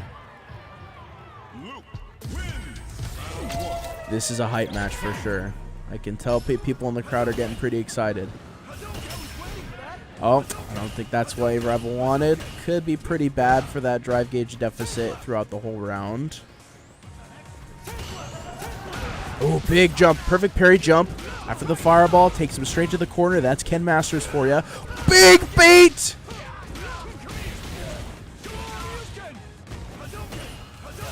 Yeah, just taking it easy. Jake Ryan with not too much drive gauge, able to get a little bit back from the block string. Oh my goodness, A-Rival sends the drive impact. Now more momentum for them. Just sneaking in that jab. Oh, another drive impact. No fear. Oh, did not connect with the overhead. Burns himself out. Nice drive reversal. Knew that A-Rival can't punish there since they're in burnout. Super scary. Jake Ryan in chip range just sends it with the tattoo. Did not work out. Yeah. Okay, I'm fucking back. 1-1. Set point to rival. This is according to seeding, but Jake more than capable of taking this matchup. Both players such scramble hogs, so it's likely been explosive while I've been gone. And then, oh my goodness. Here it is. That is it. And that's the loser's side. Unfortunately, Jake Ryan getting eliminated just before loser's side top 8. A-Rival's going to be moving on to play against the likes of Dylan R on the bottom side of, what is this here? Loser's side top 8. Incredibly, you see just above that matchup, we also have the likes of Dr. Danny Pham. Dude, where the fuck did my mouse just go? Did you see that shit just just straight up disappear? What the hell is that? You know what I think? I got a suspicion here. Somebody using my mouse? Come on, brother. I will say A-Rival pretty on point today. Felt like they're like I've talked about this with Danny. Oh, there you go. Like A-Rival, of course, like rotating between the complete random and the solid play. I feel like the dial is turned a little more toward the solid play, and that 100%. That makes the random extra scary when it comes out. Right. He does very well in scrambles because he's willing to let the DP rip, and if your opponent knows that you're willing to make that gamble, then it's can be a little bit intimidating to try and press them in that situation. Right. Now we're moving on to the top of top 8 winner's side, which is actually Tariq versus Biscuit. What the fuck is going on here? This is a big surprise. K-Pop and Danny were the two that lost the previous matches. This should be a K-Pop versus Danny matchup. Yeah, this is quite the interesting winner's side set that we're seeing here. Very impressive wins for both of these players to get here. Oh, y'all good. Thanks for tweaking the audio. I appreciate that, brother. I figured that's what it was. But you know, anytime something random happens, it's always a little terrifying. So waiting for that fist bump to come out. Geef and Manon, the classic grappler matchup, but not the Geef we expected to be in this slot. A new age, modern. Now again, Biscuit is heavily favored here. I cannot emphasize enough how heavily favored Biscuit is in this player matchup. Tariq, though, can continue his destructive upset streak all the way to winners finals potentially. This is the battle to get into winners finals. And I love how Tariq is willing to let that stick just stay at neutral, because that's such a triggering way to manipulate your character. But still, nice anti-air into a conversion on the ground. Biscuit makes quick work of that first round in game 1. Yeah, had the anti-airs on point, was able to stop anything that Tariq was throwing out in that first round. Perfect. No fear sweep. Oh, big whiff on the overhead. Not seeing any response from Tariq. Okay, we got that drive rush back heavy punch, big plus frames. Pretty spooky. Huge biscuit. One for the crouch heavy punch. Anti-air was way too close on that cross up range. Could not connect there. Tommy ODB, just to get away from the match for just a second, the Blanca player that we love. Man, what am I getting away from this match? I can't believe that Tariq is finding these hits, pushing Biscuit to the corner and wrapping him up off the plus frames with the straight hit. The straight hit there makes it so difficult to defend against the sudden scramble because you're expecting a conversion. No, just the reset immediately. Nice empty jump. Press buttons after the drive rush cancel. Oh, yeah, great conversion after the drive rush jab. Tried to bait level 3, looks like. Oh, my God. Dude, Tariq's spacing, movement, and decision-making are on point. His weak points right now are just conversions and keeping his Oki tight. Sometimes he's missing his meaties. He's not getting the air-to-airs that he's scouting for. Oh, my goodness. The decision-making is insane. Let's the level 3 rip. Even though this is the modern level 3, the biggest danger here for Biscuit is that he already spent 3 bars on the DRC. This is going to put him down to just 1 bar. The damage is nothing to laugh at either, but this is crazy. Okay. The knockdown into the throw is going to find him plenty of time to get that bar back. So now danger averted for the moment. And now in a more comfortable neutral situation, able to slowly build back more drive gauge. The no fear walk from Biscuit did not work out. Tariq able to sneak in a stand light kick drive rush. What a drive reversal. So smart. Doesn't want to take the mix Big there. anti-air into level 3. There we go. Sick. That was so sick. Very nice. Yeah. Danny smirking back there. Love to see the cool conversions from little bro. Little grappler bro, which is Biscuit here. A couple little grappler bros going at it. Almost call them brappler bros, dude. Just over here brapping. Tariq likes to take a moment to think about things typically. Biscuit doing the same, actually. But neither of these players have locked into the rematch yet. Tariq entering the gamer lean quite severely. Asking if Tariq is using classic SPDs. Modern, brother. Yeah, what was our that one looked like it was pretty damaging. I was thinking the same thing. Yeah. Big reset already.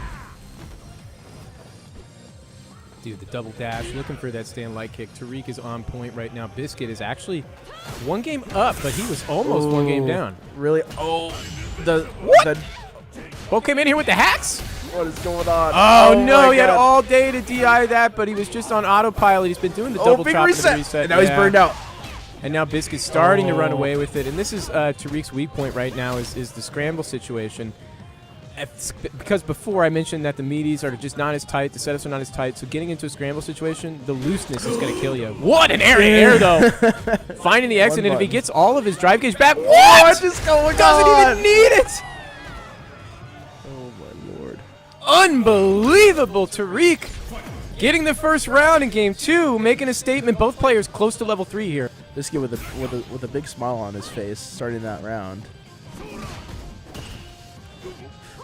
No punish on the whiff SPD.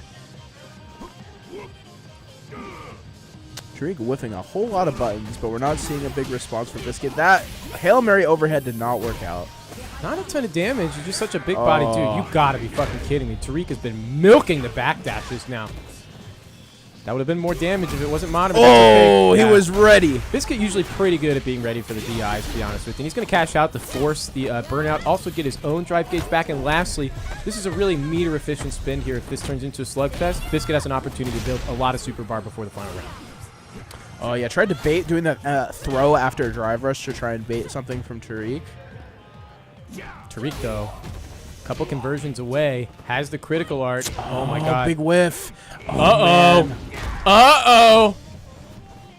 The double dash. The bar is back. Oh, was ready that time, yep. Yeah, I'm trying to fake him out a little bit with the empty parries, maybe. I don't think those are misinputs. So Biscuit was just so ready to not get baited there. So strong. Huge Biscuit. Oh my goodness. And he let that rip early on before. So this is kind of a bit of a tell on Tariq's part. He's willing to let that rip early and pressure. I was going to say, Biscuit very willing in this set to throw for the random sweeps and just get the knockdown early. Going for that high-low from Anon at mid-screen. So important to setting up a neutral. Ready for the reset. Resets him of his own, Biscuit. Big connection here. Catches him low. The meaties are tight. The setups are there. And he's going to close it out off this conversion. The fist bumps are already up and out. Well done to Biscuit. And we just saw there the weakness from Tariq is what Biscuit displayed as a strength of his own. He was able to keep all of those sequences, the resets, the knockdowns, the Oki, so tight. And didn't offer Tariq anywhere to scramble out of that bad situation. So Tariq, normally, that would be a loser's elimination match. But now he's merely going down to the loser's side top 6. Instead, he will be facing the winner of Rival and Dylan.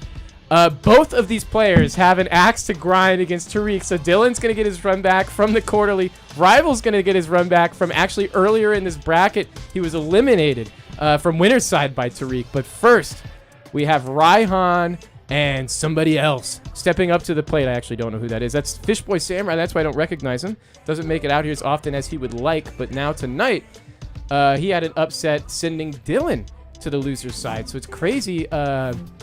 Jake Ryan also got put to loser's. I mean, that's just... And then he had to fight... did he fight Biscuit or was it Rival? Yeah, he fought Rival to get eliminated. This is insane. The top 16 winner side and top 12 loser side are totally whack looking on this bracket tonight. And that's a testament to the practice that these players are putting in, yourself included. I made those remarks about you as well earlier on, that the work is showing. You know, the payout is showing. I mean, Tariq looking solid in his decision making. You're looking solid in just your the general fundamentals of the characters. Like, you're finding a very good flow with Rashid, which is not always easy to do with some of the more technical characters. So Fishboy is somebody who comes out here not too often, but performs very strongly every time they do. I think this is either the second or third time they've come. And then Raihan has been making such a meteoric rise through the seeding ranks. Yeah, put in work. Within the past, like, month or two, I mean, it's just been non-stop. The fist bumps are out here. We're going to get right into this set. This is loser's side. No, this is winner's side top 8. Excuse me. See what I mean? This is normally a... Yeah. This is crazy. So we're going to get right into it. Now, here's the thing is that Raihan played Marissa before he switched to JP. So he's going to have a very intimate familiarity with what Fishboy wants to do in the player matchup and in the character matchup. It's going to be extra difficult for Fishboy to find his ends. Already going through it. Eating the spikes. We all hate it.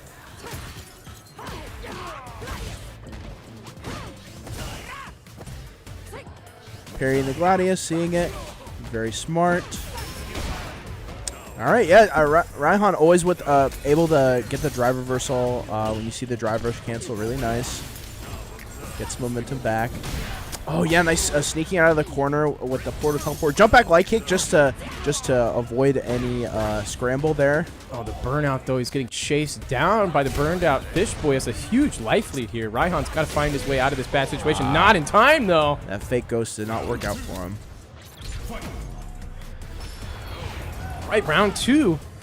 Fishboy with a powerful start. I did not expect this to go his way so early, but this is the explosive nature of this character that a lot of people have come to think is not as good as they used to be. At the end of the day, like, if you give Marissa that opening, that she will delete your life bar. Like, 100%. Nice parry. He was so ready for it, and what a great answer. Mostly to create the space and generate his own drive gauge off the perfect parry. So, doing so much damage to Fishboy's drive bar. Oh my god, the armor jump though. He's just not giving up. Again, the drive reversal from Raihan, able to swing momentum back, gets the level 2 conversion. This is going to eat a whole bunch of drive gauge. Not quite burned out. Okay. I like the parry from Fishboy. Avoids the burnout that's so important at this point. You cannot afford to go into burnout at this point. Has the critical art. He's literally 2 touches away from making this work. Now he's starting to swing. That cross under was dangerous. Nice tech. Not anti-air was in the parry animation. Both players close to burnout. Okay, tagging his toes here. This is tough. We're going to see another Superman. No. Went in for the micro walk forward into the crouch strong, but he got intercepted by Raihan's challenge. Raihan now tightening up his game, but Fishboy sitting on level 3. So dangerous. No Fear walks up, gets the punish counter throw. OD portals, yeah, gets caught.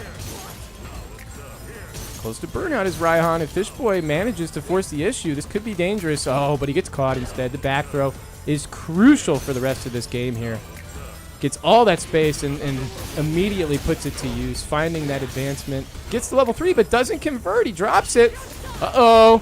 Yeah, that's a huge drop, but not punished. That was safe, I think. -3. Yeah. Uh-oh.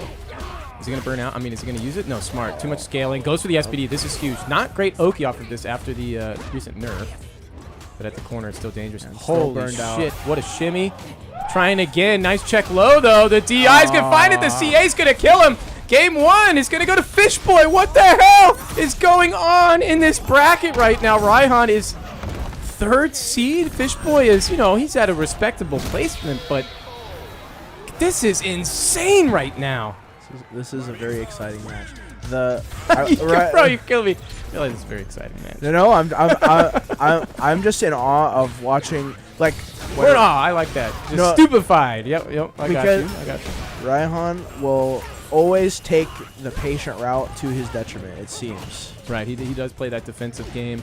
Fishboy trying to find the reads and the seams there of that strategy, and he's doing a great job. Look at him weaving through. All that purple stuff doesn't mean shit to this lady. Okay, but Raihan now fighting his way out of the corner a little bit more aggressively, just swinging with the cane and getting pushed right back in. Fishboy has to be careful not to go into burnout against the likes of JP. Has to force the issue here to preserve his drive gauge. See him trying to jump in. Raihan taking a step forward just to test the waters and provoking that overextension. Yeah, Fishboy now a little bit too thirsty, and he's going to get wrapped up here very soon. Yeah, this is a tough spot. Tags him low. Stabs in when Fishboy wasn't expecting it. Fishboy's cheesing right now. Sometimes that's a sign of, you know, I got that first game, but I'm feeling fucking downloaded right now. So hopefully that's not the case. Could be, though. There's the throw. Raihan starting to run away with it. Yep, the jump back, get away. Catches him with the crystal. Nice. Very close to level 3 now. Just has to avoid this corner situation, and he Big does. parry, with a big perfect parry. Yeah. And level 3 on deck. Could have confirmed that. Might just go for the level 2 to force the issue. No, wants to stay safe. And if he puts him in burnout, now you can chip him out. And that was a convincing game 2. Oh. Okay. Dude, imagine if he was safe. He's like, I can't do anything there. I got to fucking go for it. So a 1-to-1 Raihan in a convincing fashion evens that setup quickly. Fishboy has to make the adaptation, but critically didn't get too much information because it was such a blowout. Right. Dude, I knew you were going to say something about the crystal. Relax, brother. Relax. I was like, some asshole's going to be like, yeah, it's not. It's a portal spike, bro. Wake up drive rush from Samurai did not She's work like, out. I'm in the middle of mom and dad fighting. The drive gauge is looking good. Fishboy on the back foot just the same way he was before. He has to make this knockdown count, but Raihan gets away. Oh, not big far enough. Superman punch. Oh, forced no. the DI. Yeah, I know. You just want to DI that so bad. Yeah. Oh, shit. Whoa, That was whoa. sick. She pounded the ground like that. That was tight. Come on, bro. Set point for Fishboy. This could be the adaptation that he needed. Oh, shit, bro. Oh, gets shit, hit, brother. This is gonna hurt. Oh, Okay. was ready for the reset. Dude, this is winner side. How is this winner side right now? Raihan's going to go down and face the winner of Bowie versus Danny. What the fuck is that gauntlet? Danny's got to run the matchups. Level 2 hits him low, but doesn't cash out all the way. Fishboy getting a little lucky here. Has a second chance at life. Still burned up. I want to see Raihan take the initiative here with the He's burnout, but trying it's to, but it's too late now. Fishboy's willing to wait. Yeah, he just wants that drive gauge back because he had enough life to deal with the chip. Oh wow, really nice from full screen, just drive rush and getting the launcher to anti-air. So is Raihan going to spend the level 2 in order to secure this round, or is he going to be a little bit greedy and try and hold on to it? We'll see. I'd be getting that level 2 on screen ASAP. Look at that walk forward. Holy shit. You're dead. Oh, You're dead. Yep, that's it. Leaning back in your chair. You know where you're going. Loser's side. Well done to Fishboy Samurai. That's the 2, brother. That's it. GG. That was a tough one. Holy fuck. Okay. Another upset finds its way through the. What the hell is in the water right now? This is a very interesting top 8 for sure. Sorry to drag the mice away from you there. Eye in the sky. Raihan dropping down. You see it just above me here in order to face the winner of these next 2 players stepping up to the plate. Bowie, the Dalsim, versus Danny, the #1 seed, somehow fighting his way from losers top 12 now into losers top 8. This is a first to 2, as the players were asking before. That was a hopeful, like, for 2-3. Can I get one more? That was fucked up. No, sir. That's it. Yep. No, sir. And of course, Bowie and Danny waiting to fight Raihan, whoever takes this set. Man, this is going to be a hell of a match as well. Bowie traditionally has been able to give Danny some trouble in this character matchup, but Danny has really strong reads, really good timing in the neutral game, which is what you need in order to get in on a Dhalsim player. So it's going to be up to Bowie to make the decisive adaptations, and Danny just has to maintain pace. Right. Yeah, or it's about like Danny's already going to be consistent here. It's like, is he going to perform or is he not? It really comes down to it, I feel like. And Bowie knows that Danny's not initiating the fist bump. He doesn't initiate the fist bump himself, so this is another player matchup where there is no fist bump. They're few, they're far between, but they are there, and they are almost all involving Danny Pham. He will fist bump you as soon as the set is over, not a frame later. That fist is up and out. If the KO is coming... From Bowie or from Danny? From Danny. He's always a post-game fist bumper. Okay, Bowie's been showing some impressive movement, actually. A nice recovery from the input error there, going for the immediate DI. May have been kind of a nervous tick. Danny certainly saw that. He's paying attention to it now and knows what to expect next time there's a bit of a fumble in the air. Now getting backed up. That stand roundhouse whipping was heartbreaking. It's so tough. Like as Dhalsim, obviously you want to get away. You want this spacing from full screen, but it can be so rough just to walk back against Zainu, who will just take the corner, lickety split, just holding forward. Bowie able to squeeze back out of the corner with teleport, and now able to create more space for himself. Ooh, barely whiffed that poke. Danny's so focused. Yeah, you got to make it happen here if you're gonna win the round at this amount of health. Oh man, just so funny every time. Sometimes I can't help myself. Nice, perfect from Bowie. What the fuck? I felt like Danny was kind of starting to do some work, but Bowie's just floating and dancing around. Big buffer there, just gets the extra damage from the level 1. Dude, he has to fight JP if he wins this.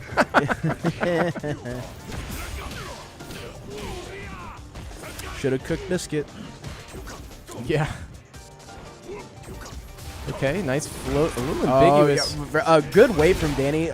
Knew Bowie was going to go for that OD fireball in the air to suspend the air time, but just waited out. Big conversion. Tries to reset. Bowie's holding up into the dive kick down. No air to air there. That's what he wanted. He's going to get dunked on, though. And one round apiece for both players here. It's on Bowie now. The counter adaptation's been made by Danny. He's seen the movement. He's seen the decision making. Now Bowie has to kind of obscure. He's got to change it up. He saw that stand roundhouse get whiffed. We've seen that so many times before. Now Danny's really starting to exploit it. A big jump medium kick. Yeah, just able to tick into the light SPD. Gets clipped low. No fear goes for the crouch medium kick. Right into the OD Yoga Flame. And so often Bowie uses the level 2 in order to get out of a bad defensive spot. Doesn't get too much off of it except for that stage space, which is pretty significant. But it might not be significant enough. Danny maybe waiting for just a little bit more drive gauge before he tries to force his mix-up. Oh, not quite. I had the right idea. Almost a clutch bait. Not quite. Oh. Oh. Being brought right back down to earth, the likes of Bowie. He went up early round 1 with the perfect, but Danny now scratching his foot or something. He's back in the game. 1 game up. Danny looking to go into loser's top 6 against Raihan. Good perfect parry, though. Tried to set up something cheeky. Ooh! Oh, that was an interesting set. The meaty fireball was excellent. Now that was a technical meaty. Did you see that? Because he exited the invincible frames of the throw tech. That's what a meaty is, folks. All right, write it down. Big dunks, though. The counter adaptations from Bowie. See another stand roundhouse whiff. He's just not adapting his flow chart to impede the forward movement from Danny. And now Danny's sitting on such a commanding life that he's just waiting for the drive cage to get back before he finishes him off. And here we go. Maybe waiting for a teleport. Yeah, did you see how he went for the DI, too? Because he knows that last time Bowie got hit in a scramble situation where he like came out of the area, made an execution mistake. He went for the immediate DI. Danny was all over that shit. That was crazy. Oh, tried to reset there and probably couldn't. Probably was too far to convert. So like, all right, I'll try SPD. Danny looking so confident right now. Oh my god. The invincibility helping him out for a minute there. Go through the fireball. Yeah, Oh, but he got okay, punish okay. countered, so he lost the drive gauge, got forced into burnout. Now at the corner, this could be big if Bowie's able to maintain this offense. No, chooses to float back instead and relieve the pressure. And Danny finds his way in the reset too in order to make sure that that's huge damage off the light kick DRC. Normally that's big scaling, but the reset locks in that damage. Now he's one guess away, one SPD away, trying to get him in the air with the air SPD. I was not ready with the anti there. One round away is Danny. This is set point Bowie running for nice. his life. Ready for the anti that time. Able to get some more momentum going with the fireball. Oh, please don't whiff that stand roundhouse again, bro. Please. Look at him walking forward. He just... Oh, no, he did it. No, it's it. It's the end. Okay. No punish. No punish. No. Oh, come on, Oh, Bowie. he's burned out. He's burned out. Get him. Yeah. Oh, my All goodness. right. I don't know what that level 2 was from Danny. Just trying to snap it out. Doesn't really feel like he needs to keep level 3 in order to win, so he's like, whatever, I'll fucking go for it. Big conversion here. We're in the corner. This is no fear from Bowie just going for the yoga mummy, but oh man, okay. Scoop City right now. Bowie is the only resident, and Danny's the mayor. Bro is collecting taxes right now. Bowie eliminated from top 8 loser side. He was behind on rent. Danny is going to move on to face the likes of Raihan in losers top 6. But first, we're going to see Rival versus Dylan. The winner of this match gets their run back against the unjust upset that Tariq has been delivering both at the $4,000 quarterly tournament we just held this last Saturday, as well as the bracket here today. So interested to see this matchup in particular. Dylan plays a very, I would call it by the book style. He likes to slow things down in the neutral. That's why he plays Ed. He plays Marissa. It works very well for his style. Rival likes to... He can hang when you're playing solid, and then he really starts to make hay when the scrambles start to pop up. So Dylan needs to be careful when things get a little bit scrambly. You see the fist bump.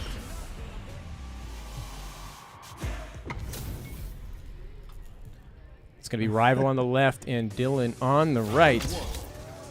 Here we go, round 1, game 1. All right, we got the conversion right away. Oh, I don't know what that drive impact was from Dylan. Maybe attempting wake up drive reversal. Rival, and I'm guilty of this too, but just so much expression on his face when he's playing. Me too. I can't stop myself from saying dumb shit while I'm playing and making faces. So I love to see him. Look at this. He's just running away with it right now. It's not enough to kill unless he spins super, and he does. He's not feeling greedy here. So smart. Up 1 round. Still 2 out of 3 in this top 8.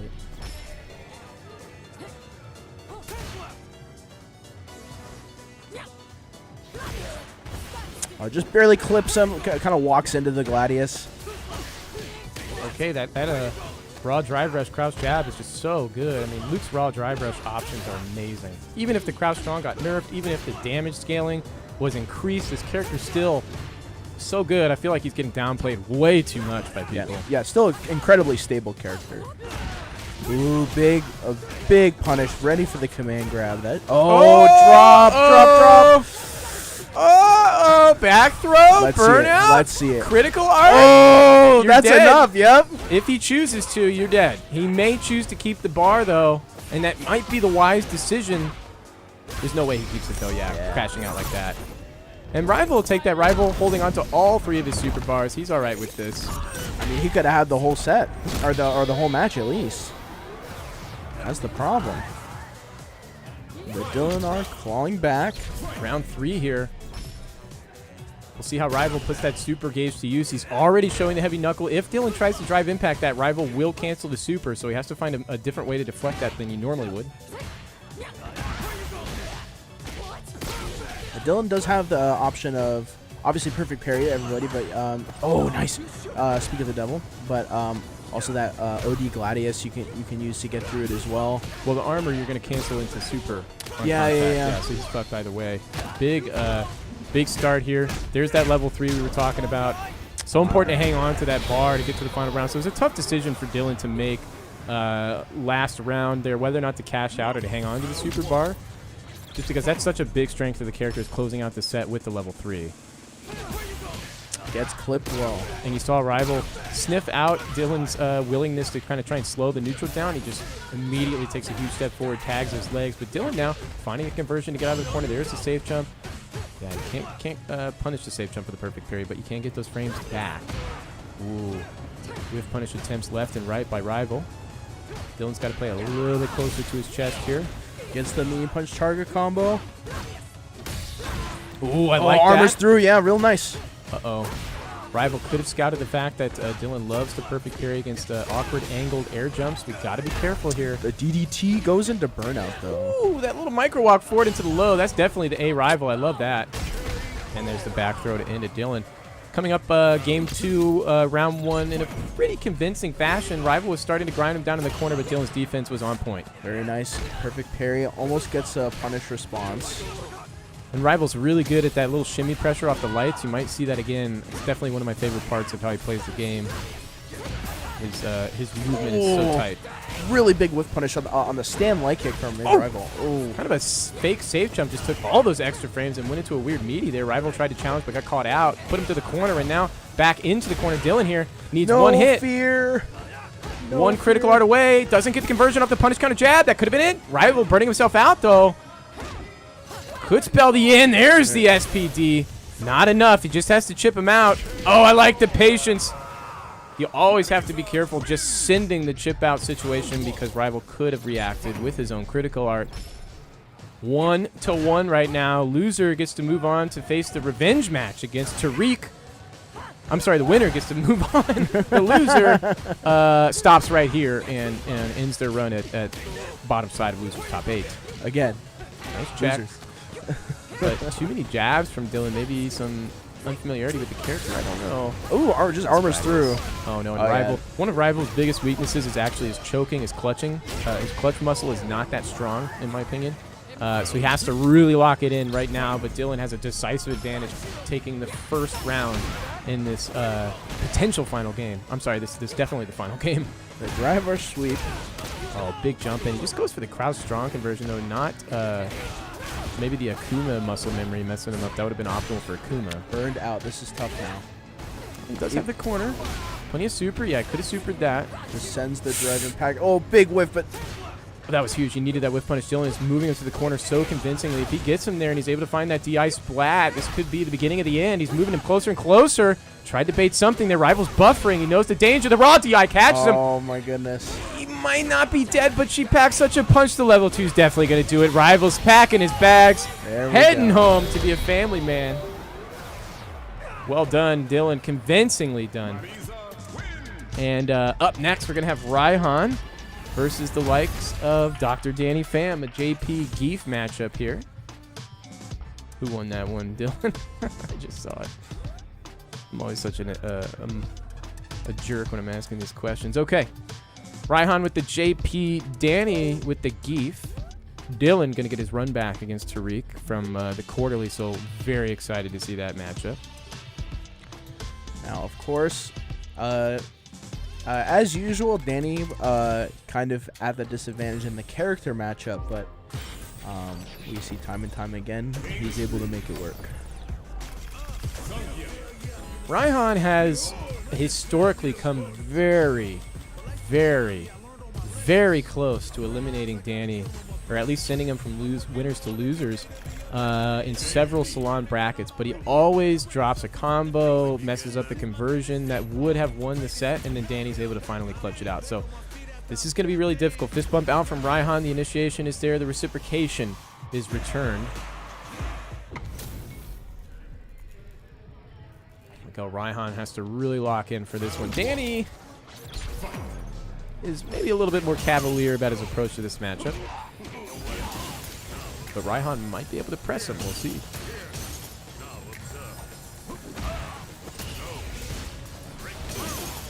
Ooh, gets caught jumping with the OD spikes. Ooh, big conversion from the portal, too. Really good start for Raihan. Full of drive gauge, too. Yeah, just spends the drive reversal, able to keep the momentum going. That's one of Raihan's calling cards on defense, is being able to reliably drive reversal, a drive rush cancel. Same as DJ iPad, a rival, who was just eliminated by Dylan, but both of these players have practiced and honed the drive reversal, and the drive impact closes it out. Raihan is on point. This is good momentum for the first round with 2 bars of super as well. That's really important that Raihan goes up the first game here in this matchup, as he is at a disadvantage. Ooh, big perfect parry, too. Just like the little momentum swings. Oh, my goodness. What a pickup. Goes for the overhead meaty. Kind of a cheeky little reset there. Maybe a drop. I'm not sure.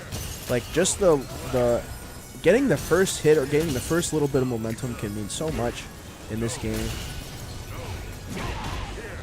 Really nice. The fake ghost ready for the anti-air.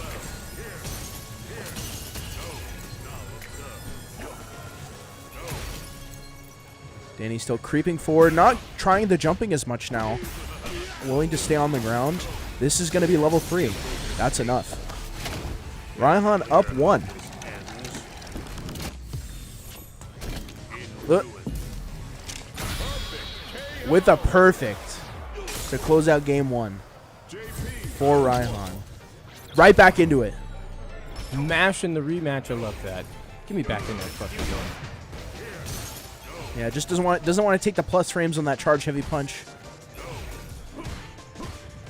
Raihan making great use of the fake ghosts in this set so far. Now remember what I said. Historically speaking, Raihan is always choked when it comes to finally closing this match out. So the big bro aura is what that's commonly referred to. And Danny, being the top player at the Salon, when the chips are down and you really have to close it out, that big bro aura sometimes comes back to bite you. Start getting too timid in your decision making.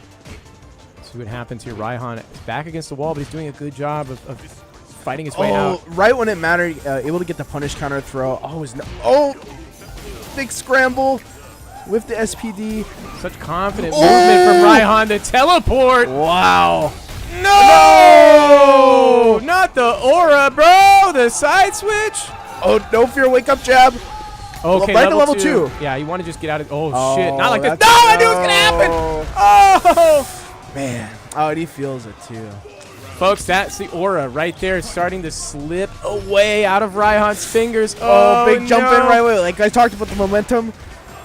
Just a drive reversal to get him off him right away, but the adaptations from Danny may be too strong. Raihan's so good on defense, but when it comes to needing to leverage that into an offensive game, he's got a few more holes than he'd like to admit. Okay. Good defense so far. Again, now it's just a matter of maintaining that momentum in order to snuff Danny out. You see, he can chip away and maintain his spacing, but eventually Danny just forces his way in through pure bonehead strength. And there we are. One apiece in convincing fashion. They went right into it last time. This time, Raihan needs a bit of a drink, bit of a breather. oh my goodness. He can sense the aura. It's close. It's palpable.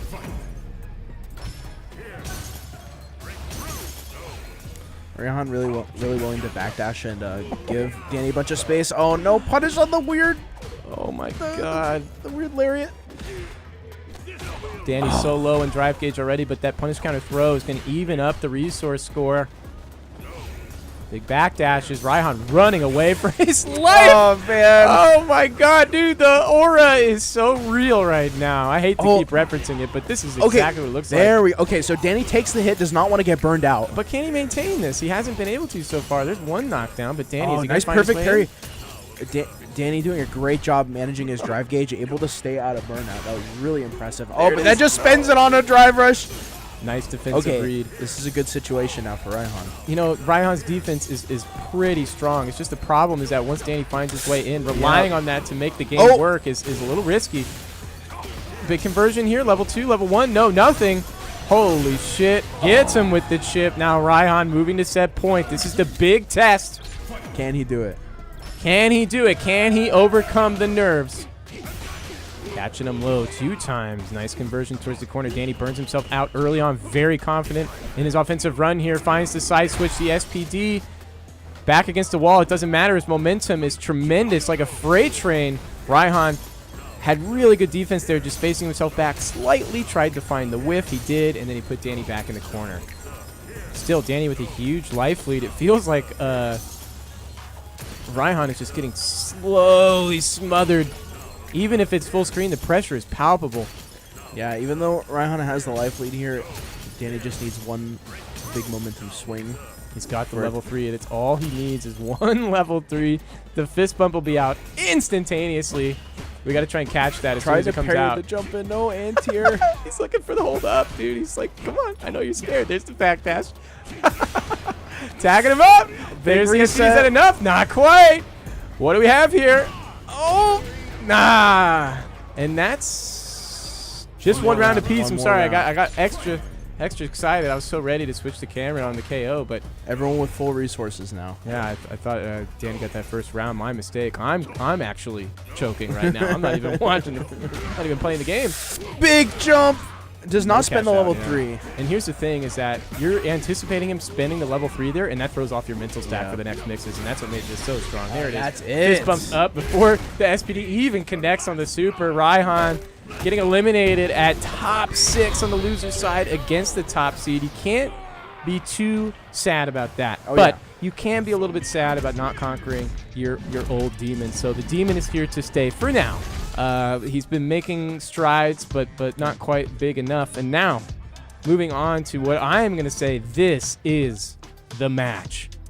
Dylan and Tariq, the run back from the quarterly. For those that don't know, Tariq, not the favorite player here by any stretch. What's that seeding say, Josh? My eyes are trash. 20 and 2 for Dylan. Jesus Christ, 20 for Tariq.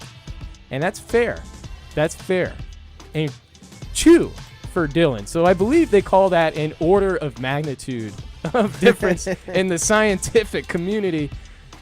Holy shit. Tariq sitting down, strapping in. Dylan looking comfortable. Well, I think saying peace out to Jake. The Raihan and Jake eliminated. The buddies are going to go drown their sorrows. Maybe in some albasha, maybe in some Thai. We don't know. They like a little dinner after the date. You know what I'm saying? So what we talked about with Tariq, like he's able to really exploit if you don't have the Thai offense. I feel like Dylan has that Thai offense. So I feel like the onus is on Dylan to make it happen. Like if Dylan does not have the Thai block strings, the good meaty timings, we can expect Tariq to sneak in those SPDs. Bro, what the fuck is this top 6 matchup? It's crazy. That's for sure. Look at the fist bump. It's out. We are in.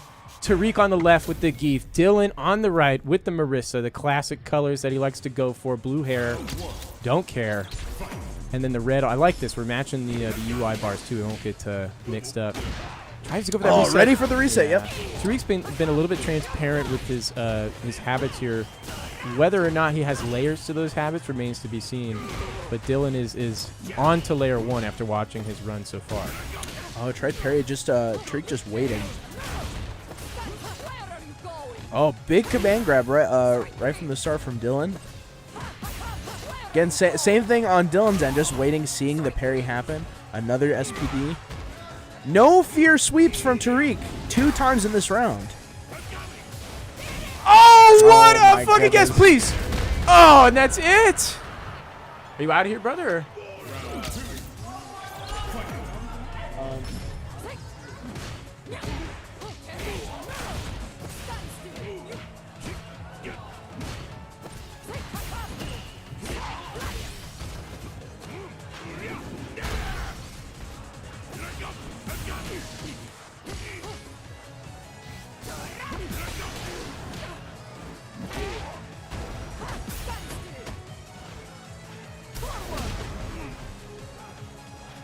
All right, Raihan just popped in to say goodbye. We gave him his condolences for going down against the likes of Danny. Here we go, though. Dylan getting his revenge in the second round of Game 1. Tariq had that jump over read on the Wake Up EX Gladius in the first round. Now Dylan returning the favor in that very same corner. Final round, Game 1, still first to 2. And the winner here moves on to face Danny in loser semis. That'll be a first to 3. Heavily favoring the higher seeded player the longer sets here. So, I mean, I think Dylan has a chance at beating Danny in loser semis. Tariq will just get absolutely smothered. But right now, What is going on? Oh my goodness. I don't know if Dylan's actually going to make it to the loser semis. Tariq's. It's so weird because somebody like Tariq,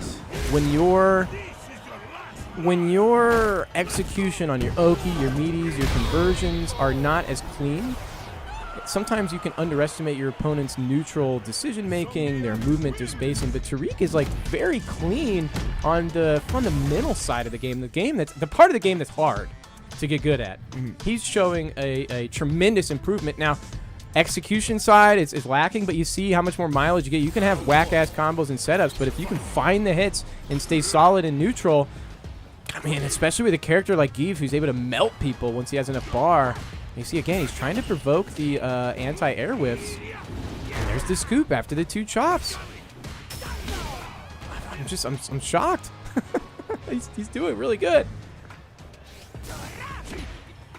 Yeah, he's certainly walking the walk right now.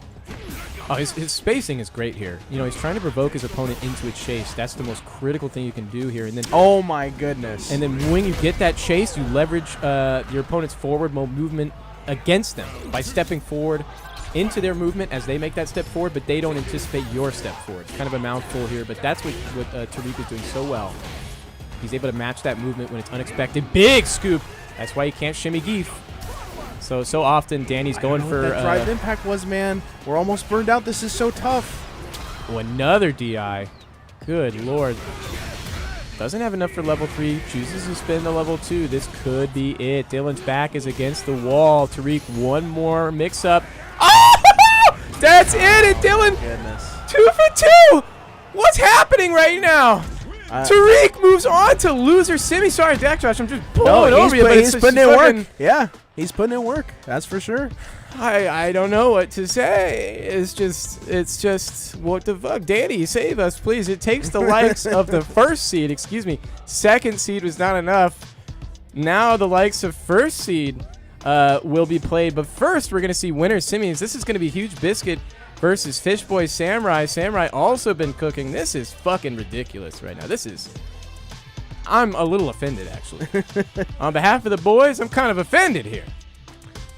Yeah, we got very, very curious finals. Curious finals. That is shaping up. That's a well put, sir. Looks like Biscuit going to hit the head real quick before he locks into the winners finals. Fishboy Samurai looking tucked in, clean. Here to put in hours, put in work. This is not just a game. This is our canvas, dude. Fighting is our canvas, dude. And this is our masterpiece. Let's take a look at the bracket real quick while we wait for the Big Biscuit to return to the stage, the scene of the crime, as it were. Let's take a look at the crime. Tariq started his way. Didn't believe in Tariq even in the first round matchup. I'm not going to lie. This one right here, I was thinking should go to Sam, and Sam almost had it, but he made a very questionable choked DI in order to win the game, and Tariq just jumped in the corner and fucked him up for it. So that was just totally insane. Next, A Rival. Yeah. What the fuck, bro? A Rival currently on... He's eliminated, actually. He's not even here anymore. I don't know if he's still in the building. Tariq plows through A Rival. Next, K-Pop. Dude. Yeah, you can't argue with the wins. The back-to-back wins. Dude, Tariq is on Team Salon. Tariq is on Team Salon in the team tournament that we may or may not be having at the next quarter. We definitely have that. But what? And then finally, it took the likes of Huge Biscuit to shut him down. The bigger Biscuit prevailed, and now we're seeing Fishboy Samurai, who's committed some upsets of his own, which we can review later when we have time. Holy shit. Biscuit has to redeem the bracket. This is the bracket redeemer before us. This is the person keeping all of the seeding in check, sending the low seeds where they belong, and keeping his high seed unblemished. But Marissa, an explosive character, and I believe this matchup is actually pretty good for Manon. So Biscuit's going to be fighting... he's going to be fighting a downhill matchup.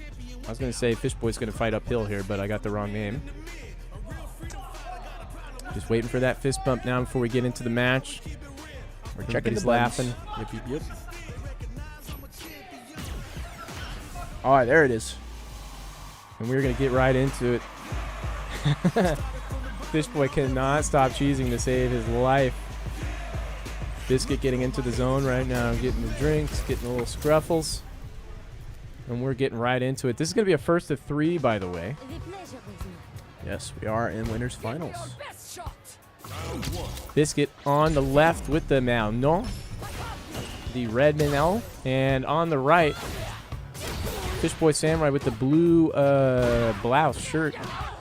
Matching the blue UI. Big corner pressure here now. Uh-oh, Biscuit. Getting rolled the up. overhead. The overhead. Bro, is that it? No, nice drive reversal to maintain. Okay. Sneaks in the overhead. Gets a little bit. Oh, again the sneaky lows and overheads from Biscuit.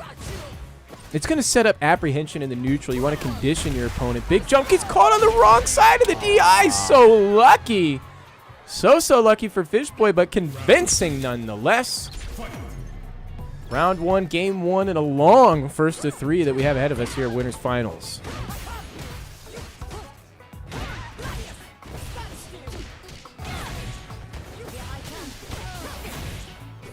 Ooh, nice conversion from Biscuit, able to go into the OD kicks.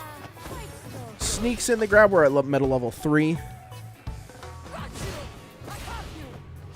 Biscuit's just retreating. From downtown, Fishboy drive rushing all the way across the screen. I love these little micro walks, these shimmies, breaking up the pressure with some staggers. Shout out to Rival. Again, same staggers. thing. Fishboy just no fear, like holding the drive rush, going all the way in. Tried to shimmy him a little bit, but now it might be okay. Big whiff punish. Dude, he's not going to kill him? Dude, he should have killed him. Oh, no. This is tough. Oh, no. This is Marissa, bro. You don't play with fire like that. Oh, no. Now he's going to come out of burnout, too. He has DI available. Just one heavy away. And there's the chip. Oh, my goodness. Oh, no. In the first game, Tariq in the back popping off for that one. He's like, bro, I should have spent my super, brother. Oh, Rival's still here. Hey, what's up, brother? What'd you say about Biscuit being the bracket, keeping the bracket in check, being the redeemer? This has to be it. I don't know if they're all right. They're pointing at stuff on screen. They're looking around. I think we're good. Look at the Fishboy's cord. Is that super taut or does that have some slack? I don't know. Yeah, I don't know. I always opt it along, but it's a Kitsune, so it should be good. They got them long cords. Okay, here we go. Biscuit on the left. Fishboy on the right. Fishboy up 1 game in the first of 3 set here. Just needs to win 2 more games. Nice whip punish. Start things off. Here we got the metal level. This backs off after the stand medium punch. I thought A-Rival left. I'm surprised he hasn't tried to jump in on some commentary here. You know, these are really tough L's to hold tonight, so I don't blame people for being like, nah, I need some time to myself, bro. That's what I had to do. I need some time to myself. I was telling you to get in here. You're like, no, I need some.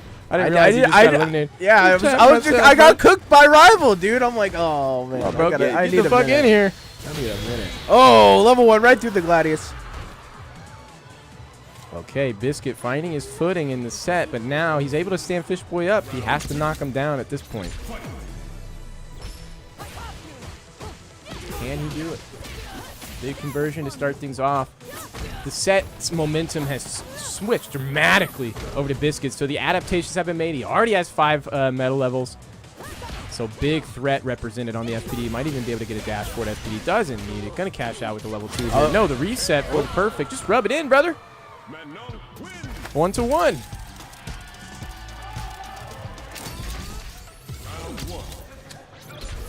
Maybe we're feeling like that first dropped conversion at the end of the first game for Biscuit was a bit of a fluke. Boy, that round start Beyblade, the low right there from Biscuit is just such a classic Biscuit maneuver. He might be paying No the price. fear! Wake up jab! Here we go. Towards the corner, Fishboy mounting the pressure. Biscuit trying to be evasive here. Whoa! Yeah, that has invincibility on the upper body. Yep. Nice. Really nice. Ready for the jump. Yeah, really good movement and space options from Biscuit. Even though he's in burnout, he's just looking so effective. Not dead yet, but one more. There's the overhead. Did an excellent job keeping Fishboy out, even though they were in burnout. Really tough. I've seen this before. Fishboy going up 1 round and then just getting absolutely bulldozed. That jump heavy kick from Manon, so tough to deal with. It's really low. Wait a second, we haven't seen that before because Fish Boy's in winner side. What the fuck? All right, well, my bad. My bad, bro. Big conversion here. 4 medals on deck. Biscuit up around 2. He might be looking at 2-1 here pretty soon unless Fish Boy's able to leverage this burnout situation. The buttons on Wake Up from Biscuit have been huge. And even he scouts that anti-air parry, throws it back. This is all but finished. Yeah, base to level 3. Fish Boy's cheesing. Knows that he should have held on to that one. Doesn't matter. Biscuit's going to get a grip instead and just jam him right into the ground for the 2-1 lead and the set a convincing lead, too, when it started out a little bit shaky for my taste. I definitely agree. We have... Like, the momentum is definitely for Biscuit now. He's been doing an excellent job stopping. Good check. Yeah, he's just doing great at adapting to Fish Boy's pace. Yeah. And he's sniping out every single moment that Fish Boy's trying to force the issue. And then coming in at an awkward tempo from his defensive stance. Fish Boy unable to anticipate really much of anything properly at this point. He's just getting rolled over. This could be the medium bro aura. Biscuit looking nice. Pretty fucking medium right now. Dude, that was not enough. Oh my goodness. Transcending. He looks around. He's like, guys, I'll do it. I'll do it. Transcending to huge right before our eyes. The Biscuit in the oven now, coming out looking crispy, glazed. Oh, huge knockdown, 3 medals, plus frames, catching him low. Nice backdash, though. Almost found a crispy whip punish there. Fish Boy fighting his way back towards mid-screen. So important to get away from this right at the corner. Very clean draw reversal against the charged Gladius. Oh, willing to put himself in burnout. Normally, Fish Boy's been on point with the air-to-airs, but not anymore, and that is it. The fist bumps are out. Fish Boy moving down to loser's side, and now the loser's semi-match is going to play out, which is going to be Danny versus Tariq? Yep. Tariq making it all the way to loser semis. What the frick is going on with this bracket right now? Established player versus the upsetter. Classic versus modern. Dude, look at this. What the heck are these guys doing on loser's side? Yeah, Tariq's run today was incredible. Like you can't say anything else. No, I would never. I would never. In fact, all I've been saying is wonderful, nice things. And unsure if we will see the fist bump here. Danny, not an initiator, but Tariq might be one himself. This is definitely an interesting mirror, quote unquote, but not exactly a mirror, right? Because of the modern and classic. So here we go. Tariq taking a moment to compose himself. Danny already locked in. Fist bump is out. Tariq is the initiator here. This is a first to 3. We're going to see how many rounds Tariq can get on the biggest bro in town. Geef on geef violence happening here on the beaches of Metro City? Yes, appear to be Normandy eventually. No, this is out in like the Bahamas or something like that. Yeah. No way in hell this is Metro City. I didn't play World Tour. Bro, anybody that does is not allowed to participate in the track. No, I'm kidding. All right, big start. Wait a second, from Tariq? Okay. Oh my goodness. Are these names correct? It's just the red is throwing me off. Yeah, you got the modern. Yeah. Uh-oh. That's a full motion special right there, big bro.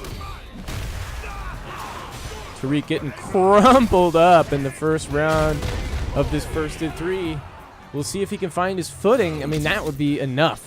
Just merely finding a footing. You don't have to knock Danny down at all. Just oh my goodness! Hit him with the stand down. We keep seeing that now at this point. Danny trying to reset him of his own. Getting a little cheeky. Says, "You want to reset? I'm resetting." Can't even keep up with it at this point. How is like the slowest character in the game just cruising in like that, dude? He's coming. Lord, he's coming. Oh, big parries. Oh, no punish. That could have been a big swing for Tariq. He had level 3. Life deficit, a gauge deficit. He did have one to splat. What is going on? Not enough to kill. Oh, he wanted to just find the meaty and then go into the level 3. But wait a second. What the fuck? What? What is happening? I didn't even see what happened before. I was already looking away like the round's over. Okay. Look at Danny. He's sweaty. He's like, bro, I don't know. This guy's kind of cooking tonight. Oh, shit. Little bro kind of cooking tonight right now. He's got to lock in, dude. Okay. The yap is happening. He's got to check the text. Okay, everybody's getting their 2 cents in there. I don't know what the fuck's going on, but we're into game 2 here. The reset. Oh, my goodness. Reset into air reset, not in Tariq's favor. He gets dunked on. Big Eats sweep. the sweeps. Yep. All right, the adaptation's been made. Now it's up to Tariq, who's shown us that his adaptation's decision-making is actually a strong point, so we should be able to see a decent adaptation. Yeah, Danny's going to be ready for that. I don't know what you got going on there, Tariq. Yeah. The drive impact, mid-screen. Sometimes you got to let them know that you're willing to do it, especially if you have a first to 3 and you have so much time and you're playing a high health character as well. That's not actually a bad option just to throw it out there, keep it on their mental stack. But against somebody like Danny, you got to obscure it a little bit more with some other options first. Oh, they let go of parry, eats the full punish counter jump heavy punch. Absolutely murder you. Yeah. You're dead. Ouchie. Tariq going down 0-2 very quickly. That first game was not too bad on Tariq's part. He actually almost pulled it out, but now Danny's making that very, very convincing run. He has the reads. Turning around, addressing the crowd. Tariq taking a moment to think about it, as one should. Even if you're getting blown out, you think you are going to get blown out. You want to make it as hard as possible on your opponent. All right, game 3 of this first of 3. Loser Simi's winner gets to go up against the other upsetter, Fishboy Samurai. So now Dr. Danny Pham is going to victimize both of these robber barons that have made their way through the winner side of the bracket far too far. Danny's definitely the one to clean up the bracket tonight. Oh, not quite in range for the conversion. Nice hit here. Yeah, Tariq just getting mauled. The drive impact, not a bad option now. Danny's in burnout. Oh, the body splash whiffed. Tariq looked like he was what's going on? unhappy with that outcome. Maybe an execution error on his part. Oh, reset. It was the right call, but no doubt that wouldn't have killed because it was a modern input. We're just staring each other down. The level Danny's 2. waiting for the burn-up to end. Yep. Oh, he didn't even have to. He could have tried to force him to chip out. He just gets caught low, so unfortunate. Danny was going to be able to string true string into the chip situation there. Oh! Tariq gets a piece of the TI this time. Okay. Again, like you were talking about, just Tariq just standing still, not holding down back. The level. Oh, did not connect. Level 3 here, not yet. And again, that's messing up the mental stack when you don't cancel it when they expect it. Is this it? There it is. It's not going to kill. You know how you can tell? Because Danny has not put up his fist yet. So let's get back into the game. That's going to be burnout. Oh, not quite. Not quite. Tariq could fucking do it from here, and it would be so hype. Come on, Tariq! Oh, man. Danny with the sluggish fist bump there. Actually, he's normally the first to the punch, but this time Tariq offers up before Danny can. Jesus, what the hell is that sentence I'm trying to make? Anyways, Tariq loses in convincing fashion to Danny. Finally, the seeding is restored. The integrity has been run roughshod, but at the end of the day, the bracket started to become what it should have been a long time ago. Danny now has to go up against the like of Fishboy Samurai, a Marissa player who's been finding a lot of success here in all their runs. Every time they visit the Salon, they get really far in the bracket. So this is the night of upsets. The upsets could continue. This is a set that the character matchup is going to favor Fishboy here. This is a very strong matchup for Marissa. The nerfs recently to Marissa and the buffs for Geef kind of throws that into question because she doesn't get as strong of Oki as she used to. And Geef has got more reliable Oki here, so it's a little bit evened out. But still, Fishboy is going to have the superior neutral tools, which is very important. Danny with the early reset. Oh, a really clean walk forward, but Fishboy's not ready for that drive impact. They had that clean walk forward into the forward heavy kick and got a good conversion, though. I like that side switch from Danny, too, knowing that he's closer to the corner on that side. So he just wants to get him pressing in the corner. Doesn't even need it, but the option was there in case he did. Couple layers deep is Danny already. Fishboy, he's got to fight his way out of this fishbowl. He's just getting dunked right back into the water. So the overhead safely space tries to find the whiff punish there. Good challenge to force Danny off of his momentum. And now it's going to force the burnout as well. Unless there's a crazy parry. No. Good read on the throw. Oh my gosh, the dash forward from Danny, I don't even know. Yeah, smart stuff, thinking that Fishboy is trying to bait something, so just dash forward SPD or back throw oftentimes can catch your opponent off guard if they're trying to bait something. That's enough. No level 3 for the final round is such a big deal. And level 3 for Danny. Yep, this is almost impossible for Fishboy to pull out right now.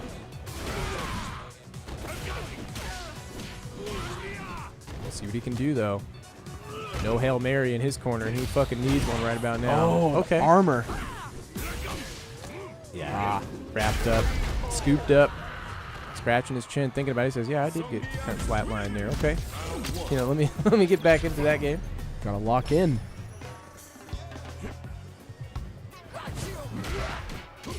Big side switch again. That body splash reaching. Sweep made safe by the drive rush and a huge jump in. Plus frames.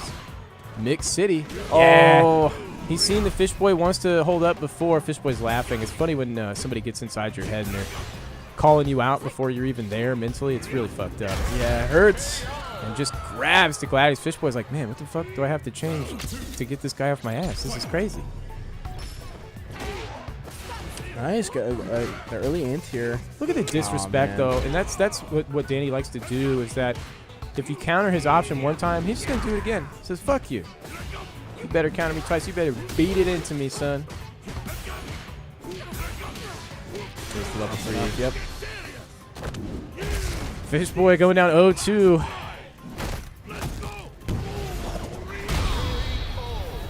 Taking time to think about it and process, like, what's the adaptation, right?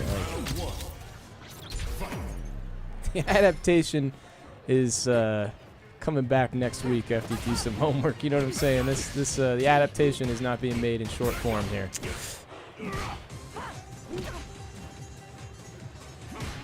Oh my God. oh yeah, that's not gonna work out. Yep. Oh, no Burned disrespect to Fishboys. Just like, I've been in this position before where you're like, dude, Do not know. why do you know me so well? We're not even friends. Oh, okay. Got the jump. Oh, he man, knows. It hurts. It hurts. Oh my God. Oh, he'll make it quick, dude. Don't worry. He's not that cool. Oh no. Just spacing out that stay roundhouse. Knows you want to go for it. Oh no. Okay. And Fishboy's so close to burnout. Now is a questionable conversion. Danny could force the burnout at any moment. Jesus Christ. You got to work this. Oh. Okay. Okay again. That's fine. Okay, we got something going now. Level 3 here Oh. soon. No, hangs on to it. No, Oh, it's not not quite. enough. Please don't hit him with it. Okay. Oh. Bro, he's trying fucking anything at this point. Yeah, watch them Man. toes, brother. Here's the big bro aura. This is it. This is the Oh. aura. Oh, he's in chip out too. What's the hard read here? Oh, come on, no, Danny. No, he's not teabagging him. He's buffering super. Chill, Dak Dog, chill. Oh, he was ready. Gets called out. Oh, he was like, come on, Danny. No. He was buffering level 2. Don't worry. He was looking. Full respect from Danny right now. Truly. He's not letting this guy get away with the robber baron run like this. It stops right here, right now. The sheriff of Nottingham has ridden into town. He's locked in. Oh, man. He's locked in, and he's locking Fishboy up. Still, maybe a jailbreak on our hands. Lets the level 3 rip. He's going to have the corner position, and Danny's so close to burnout. If he can force the burnout, he might be able to lock this game into 2-1. Eats the jump medium kick. Just instantly lets him out. You're dead. Yeah, you are you so should dead, jump brother. I'm so sorry. Scoops him. Oh, no. Man, really good run, though. If we could tell the folks to give a round of applause, I would. Really powerful run. Let's take a look at Fishboy's run right now, actually, and we'll put the score up on the board for Danny. They're moving on to grand finals against the likes of Huge Biscuit. Both of these players, grappler diehards, not switching off, not tempted by the top tiers. And let's take a look at Fishboy's run here. Sorry about that. As he was recently retired. Bear with me, folks. Fishboy starting out round 1, beating Sherma the Worm. We're not sure who that is. Shout outs to Mr. Worm. Taking out Schnois. We didn't hear a peep from Schnois, who performed well above their pedigree in the Salon Quarterly. They were shocking everybody. They made it all the way to top 8. I think actually winner's side, if I'm not mistaken. They did really well in such a stacked bracket. So it's a good job to Schnois. But just the same, good job to Fishboy for being able to retire him so convincingly. Next, Dylan. Definitely the fact that Dylan that lost the mirror here is a huge shocker. Yeah, so familiar with Marissa, still went down in the mirror. And Fishboy, I want to say this: the Fishboy much higher seeded than Tariq. Tariq is the real upset run of tonight. Got to put some respect on Fishboy's name. Still, Fishboy running through Dylan and then Raihan, unbelievable. To get retired by Huge Biscuit. Now Huge Biscuit in grand finals against Danny Pham. The integrity of the seeding has been restored, and we are going to get into grand finals right now. First to 3, Danny has to come from the loser's side. And this is the story of the big bro aura, if there ever was one, coming from so deep in the loser's side. Biscuit had it the first time. You're right, this is a run back for Danny. The positive vibes momentum for Biscuit as well. But this in the neutral is actually a pretty decent matchup for Manon. She's got some good buttons to keep Beef at bay. And if you can force Danny onto the back foot in the neutral, Biscuit's pretty good at throwing some wrenches in there, the lows, the highs, to mix things up. And if he's able to maintain that game plan, he's looking pretty good. Nice. Parries and does the drive reversal, just gets a little bit of extra gauge back. That, Josh, no disrespect to you, but where the fuck is Rival? I thought he'd jump on comms for grand finals or something. Nothing. He's nowhere near the commentary booth. He got eliminated so early in the bracket. Maybe a little bit of shame. I don't know. Yeah, I don't know. Maybe a little too tipsy. I mean, I can't fathom that. Grab him for you if you No, want. brother. You can lock in, please, I'm please. chilling. I'm chilling. Just a little surprised. I thought we were going to see a little medium D in here, but I think he's feeling a little extra medium today. Big conversion for Danny. Already has 1 round. Looking to put another round of game 1 on the board. Oh, just not a big conversion for Biscuit, but able to get something going now. Danny's Tossing him still towards in the burnout. corner. Yeah, the burnout here is so dangerous. If Danny gets worked towards the corner, he doesn't have a super to work with. Biscuit trying to be so careful and space his buttons out carefully, but Danny was just 1 step ahead, a pixel back in order to force the whiff punish. Nice drive reversal to stop that momentum. Both players pretty even right here. Danny waiting to get 3 bars. Now he's going to go in so that he can get a stand light kick DRC. Yep. Yeah. Oh, just enough drive gauge for Biscuit to be able to drive reversal. Tries the drive impact, but it did not work out. What an empty jump! Big bro, too ready. I'm a grappler too, my man. I know what you're going for there. Danny immediately locked in. Biscuit just getting a drink, a little stretch, roll of the shoulders. He's got a lot of matches to go. Beat him to the punch. Both players with a walk forward counter poke attempt. Danny was a little bit quicker on the draw there. But Biscuit finding the better end of these scramble exchanges. Yep, catching him low. Danny's looking a bit squirrely on defense. And you really have to convince him to not be squirrely. So was not ready for the DI. Biscuit could really run away with this right now. Yeah, he's got three medals on the first round. That was Not the optimal finisher. Could have gotten another medal on board potentially, but that's okay. You want to bag him while you're tagging him. You don't want to slip it out between your fingers. Or whatever the fuck I'm trying to say. Ooh, that was so meaty. Yeah, you saw that. Oh, plus frame city right there. Great punish. Okay, we see the parries from Danny now. That little muscle man flex is just so disrespectful on a perfect parry. It's like whole back is turned. Ooh, big damage on this meaty though. Another one, and that's all it takes. Yeah, couldn't do anything about the jump in on the wake up. Nice anti-air, all the way to the corner pretty much at this point. Love how these two are spacing him out, but Danny's getting the initiations more frequently than Biscuit. Biscuit with a nice drive gauge lead has to be able to leverage this. Danny is approaching 1 touch kill. Oh, wow. And now he's Reaches. firmly in that territory, even a regular SPD. Yeah, I tried the whiff punish. Oh. Comes in with the jump scare. Doesn't get the conversion, though. The feet are uncovered. Biscuit has to be so careful and methodical here, but he has all the gas in the tank to make it work, and the critical art. This is anybody's game right now for the next 5 seconds. No, the jump. Danny was right to wait there.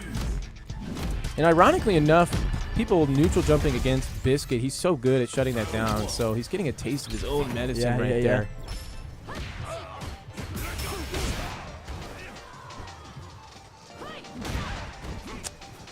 Big whiff, punish, into the sweep. Biscuit getting a lot of mileage out of the drive reversals. This is tough now. Burned out. Yep, just eats the SPD. Big conversion here. Tries to reset for the kill. But Biscuit, as a grappler, knows that the reset is potentially there. Text the throw. Danny very smartly able to keep his drive gauge, but Biscuit back in it. And that was a great throw attempt from Biscuit in order to maintain time. Either if the tech hit, if the neutral jump happened, any of the outcomes to that situation shy of a backdash allowed him to get out of burnout. Still, doesn't matter. When Danny tags you up like that, now going up 1 round in game 3, looking at set point for the reset. We are on loser's side. I'm sorry, winner's side grand finals. We will reset to loser's side if Danny wins this game. Good anti-air to maintain the corner. No punish on the sweep. Uh-oh. Yeah. Biscuit's cheesing a little bit, knows that he's letting Danny get away. He can't. Any opportunity like that is so huge if you let it slip from your fingers. Blocking that heavy kick puts Danny in burnout. Oh, but he's got level 3 now. Yeah, Biscuit tried to backdash to bait it. Poking with those lows is Danny. Good trade for Biscuit. Has to force the issue right now. Big jump in, tries to do it. No, backs off. There it is at the last second. He's not close enough, though. Oh, you're dead here. And the reset is locked in. So let's hope that in Biscuit's head, what he's thinking is download complete, right? I don't know. Like, that's what we hope for anyway. We got another set of first to 3. PL, if you're still there, you want to change the score or what? I'll do it at the end of this round if it doesn't happen. Don't worry. Oh, shit. Here we go. I'm sorry. My bad. I didn't realize it wasn't on the set. Anyways, 10 seconds in. No big deal. Biscuit finds first blood here. Let me go fix the score real quick, Decktra.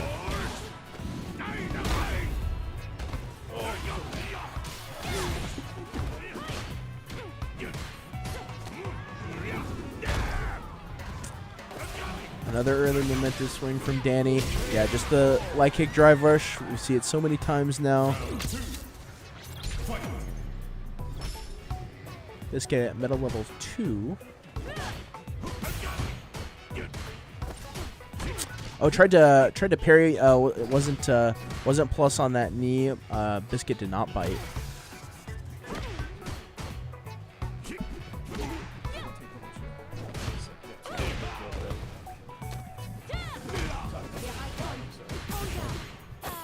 Okay, big throw, 3 medals, but the perfect parry. Man, it's so tough to go in this game on this character in particular. Okay, no big conversion there from Danny. Kind of an uncharacteristic drop. Oh no. Level 3? Yep. I don't think this is enough to kill. He has a sliver left. He is going to be in burnout potentially. Just outside of burnout. Yeah, Biscuit could do it with everything he has here. Into burnout now. Big whiff on the sweep. No punish. Danny just wants to get that drive gauge back to assure the end of the round there, but Biscuit gets caught chasing. That's what you want to do in your neutral movement. You want to provoke the other player into kind of an uncontrolled chase and then exploit their forward movement by pressing back against them as they move forward. Another big reset. Danny getting a lot of early resets, like just whatever driver conversion into SPD to get the early momentum. Danny's got 1 game on the board on the reset here. Oh, just get ready. Danny burned out. Not too much super bar to his name. Thanks for locking the door, Tommy. I see you. Appreciate you, brother. At the corner now, Biscuit has to leverage this burnout situation. If Danny gets out of the burnout situation, and now he will, it's all but over. I saw it. I saw you. Appreciate that, man. Thank you very much. Tommy informing me that the front door is locked. Thank you, Tommy.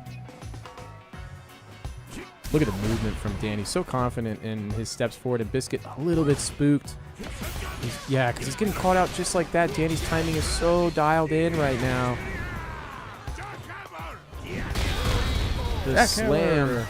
Such a cool super. I mean, this game is so fucking sick. Yeah, there's so many like cool attack and super animations on all the characters. For as much as it sucks, it fucking rules. Oh yeah, I agree.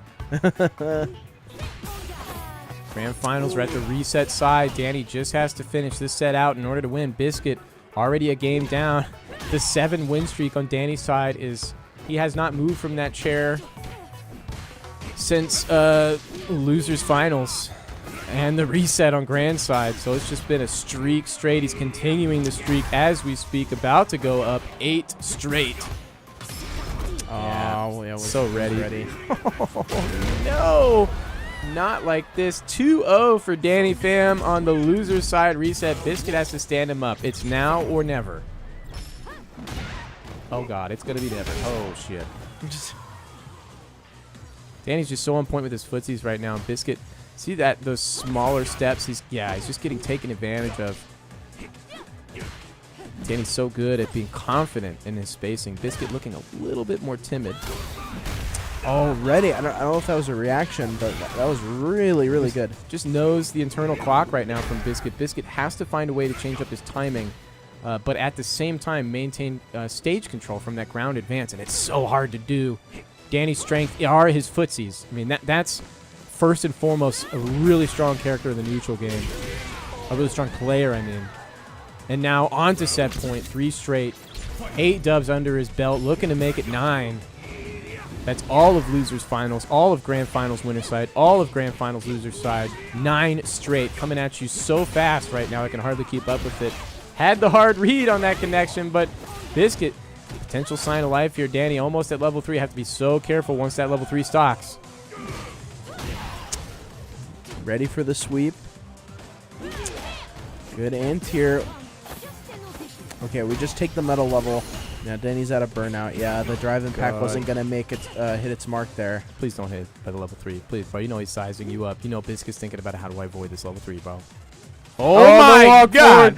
So scary. Oh. Oh. No, he knows he wants it. Oh, no. He's buffering the level 2. Ready for the wake-up panic. Oh, no conversion. He can't. He has no bar. Okay, Good anti-tier. Okay. Yep. Okay, he can close this out. Please kill him, bro. He has to cash all the way out. He did a shitty little combo. He's Dude. He didn't need to use level 3, but big bro Aura is claiming another victim. He's mashing start and shit. It's looking rough over there. Oh, no. The aura is so real right now, but Biscuit keeping his head above the gas. There is a little bit of something here. But we got a conversion. Changing up his timing and spacing just slightly now. Okay. Yeah, we got more medals. Where's the adaptation from Danny? Tried to bait again with the throw after the drive rush. Oh, man.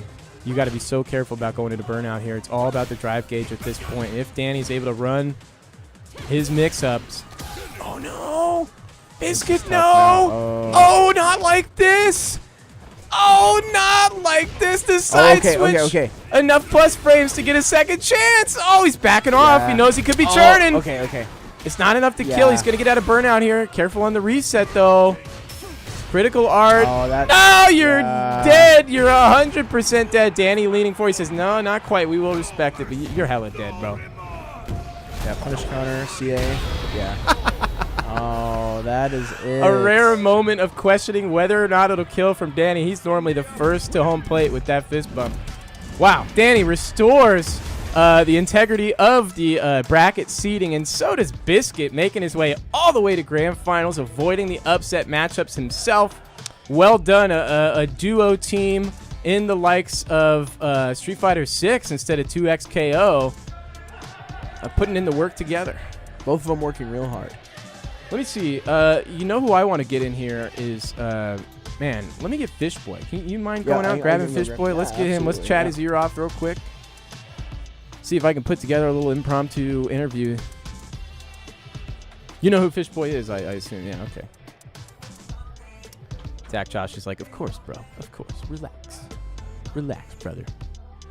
Let's end this bracket. Behind the scenes look at how we... Oh, shit. Rival's hitting him with the razzle dazzle. What's going on here? I wish Rival could have popped in for some commentary, but whoa, watch out, guy on the right. You got back up, brother. My man's just busting a move. Oh, there you go. Okay, get low. All right, Danny hiding his face. Says, bro, please stop dancing at me. And we're gonna get Fishboy Samurai in here. I'll be right back.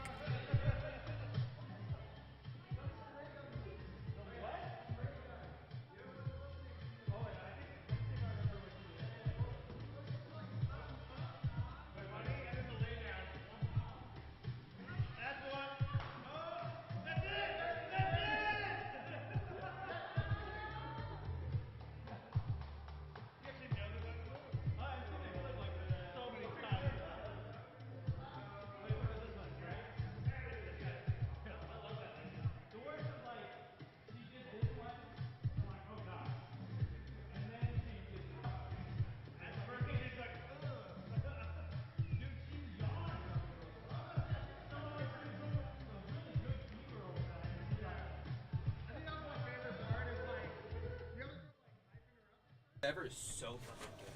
Because you gotta, like, when he does, like, the OD lariat. Biscuit's talking about the Geef doing jumps his in, Oki. jumps in, it's like plus 46 or whatever, so you can make it safe if you time it I was- perfectly. But you can't, like, you just gotta hold that. Yeah, it's unless safe jump. You had an invincible DP. Yeah, which neither of us have. Neither of us have. But to be So, fair, Geef doesn't have that. you just didn't have that. Thank you for coming. Thank you, man. Good job tonight. Second place. Well done. It's been months that I've been in the money, so at least I'm happy about Let's that. go. True enough. True enough. Hopefully not months again. Hopefully, bro. Good luck. All right, so the tech here, man, you see me, if you want to get closer to the mic, you got to pull your chair up, right? Careful just pulling the mic around, but you got to talk right into it. Fishboy, you are one of the players tonight. Tariq is the real motherfucker tonight. See you later, Danny. But you yourself made several upsets on your way. Let's take a look at the bracket right now. Folks in the chat, let me know if you can hear I'm not the trying to lose to people twice the in a game. row. Hey, that's fair enough. Let me know if you can hear the game audio, people in the chat. I think we have the setup muted. I don't know if our eye in the sky did that for me. That's kind of spooky when that happens. Anyways, here we go. We're going to take a look at the bracket. Where the heck are you? There you are. Fishboy Samurai, not a remarkable opponent here. No disrespect to Sherman the Worm. They're just, I think, 1,300 or something like that. Yeah. So getting a little bullied unranked right now as we speak. Schnoice, though. Schnoice performed so well. You were not at the quarterly, right? Or were you No, there? I wasn't, but I watched it. So Excellent, I saw. excellent. I saw. Schnoice did very, Yes, very he well. did. Tell us about the matchup against Schnoice. What Well, exactly was he playing? Bison or Blanco? He was playing Bison. Okay. So, Bison. which I think is probably the better choice against Marissa because 100%. I mean, to be fair, Bison's just Bison this He's a good season. character, Yeah, yes. he's just a little good. He's a little good. Yes. But I think we also played a couple of first to tens as well, so we've been playing. So, but yeah, no, You were warming up before the bracket no. started. We played a couple of first to tens about a week and a half ago. Oh, a week online. ago. Okay. And So, how did those matches go between the two of you? the first set, I think I won, but it was like 10-9. And then the second set, I think he kicked my ass. The download was complete. Yeah. Like, kick well, your ass, you it's, mean I think it was like 10-3, 10-2. 10-3, so. and then you didn't run another one? That was just No. I love no, those sets no. of 3 sets. It was like, because that's the- yeah, but it was like, I gotta go to bed. It was I got work in the convincing enough. morning. Yeah, you're like, I can leave it there. I well, don't need also, to like, press I it. feel like, well, I'm tired. He won. Yeah. If I leave, he won. Yeah, no, it's fair. I mean, it was close, and then the blowout, so it was convincing. The third Well, set is there to and I just try- ensure the Yeah, but I also try to look at sets as like we're playing to learn more than like playing yeah. to win, right? There's nothing on the Don't- line. I when we're mean, playing let's sets. actually take that and chew on that a little bit. At the whole fucking game, and when you're playing in tournaments, it's all about playing to learn. The thing is that the context, what you're learning, where you're learning, is a little bit Yeah. different. Tournaments let you focus on the clutch muscle, let you focus on decision making under pressure. Yep. Sets let you get a little bit more familiar with the broader strokes, Yeah. the character matchups as opposed to the player matchups. Though sometimes the player matchups too. So Schnoice, you were able to. I mean, was that a close set or was that kind of a blowout? It was 0-2 or close. It was 2-1? close. Final well, it was round, It was or- 2-0, but I think both the games were each of us got It around was to a the close final round. 2-0, so, huh? All yeah. right, you So know, it could have you know gone. It that could have gone in we've- his favor for We've sure. all seen that saying before. Well, it was a close 2-0, right? Mhm. You're not gonna get me to say something mean if that's what you're trying to do. No, would it was never. a close 2-0 I would because never do that. because I think Speaking of mean, What? your game against Dylan. Oh yeah, he brought me here. He gave Yeah, you I a ride? carpooled with Dylan. Yeah. Ooh, is that going to be a Yeah. tough ride? No, it back? won't because I'll pay for parking. Dude, I'm sitting in. Oh, are you gonna? How much are you gonna talk about Street Fighter 6? How We much talked did you talk about it the whole way the here? whole way here? Yeah. How much do you think you'll talk about it on the way back? I think probably the same amount. I don't Probably the see. same I don't amount? see. I mean, Okay. no one's. I'm a little shit talker. I lost to him 3-2 the last time, right? Like, no one's Right. happy to lose. Right, Like, right, I don't think any of us How do are you feel sitting about here. the character matchup to the Marissa Mirror? I mean, So I play the Marissa Mirror a lot because I'm active in Strider's Discord. So there's Okay. as you can imagine, Okay. there's a few Marissa players that play there. Strider has since dropped that Yes. character entirely. Well, Have you I- felt he's the still- temptation to play Bison as all Marissa players have? I did play Bison for a while, so I think I got played Bison for like the first week, and I got him up to like 17 something, because the bomb setups are just so strong, and his neutral game is just so strong with you the don't gotta standing tell heavy the people. punch The and people crouching know aim they've kick, been out yeah. there getting bombed on and scissor kicked and just Yeah. fucked up by that stupid Yeah. Devil's Reverse. Yeah, Uh, I don't but- actually mind Devil's Reverse that much as Marissa, just No, because the air to air option. But Yeah, you could shut It's it down definitely air to air. It's abusable. more baiting the DP.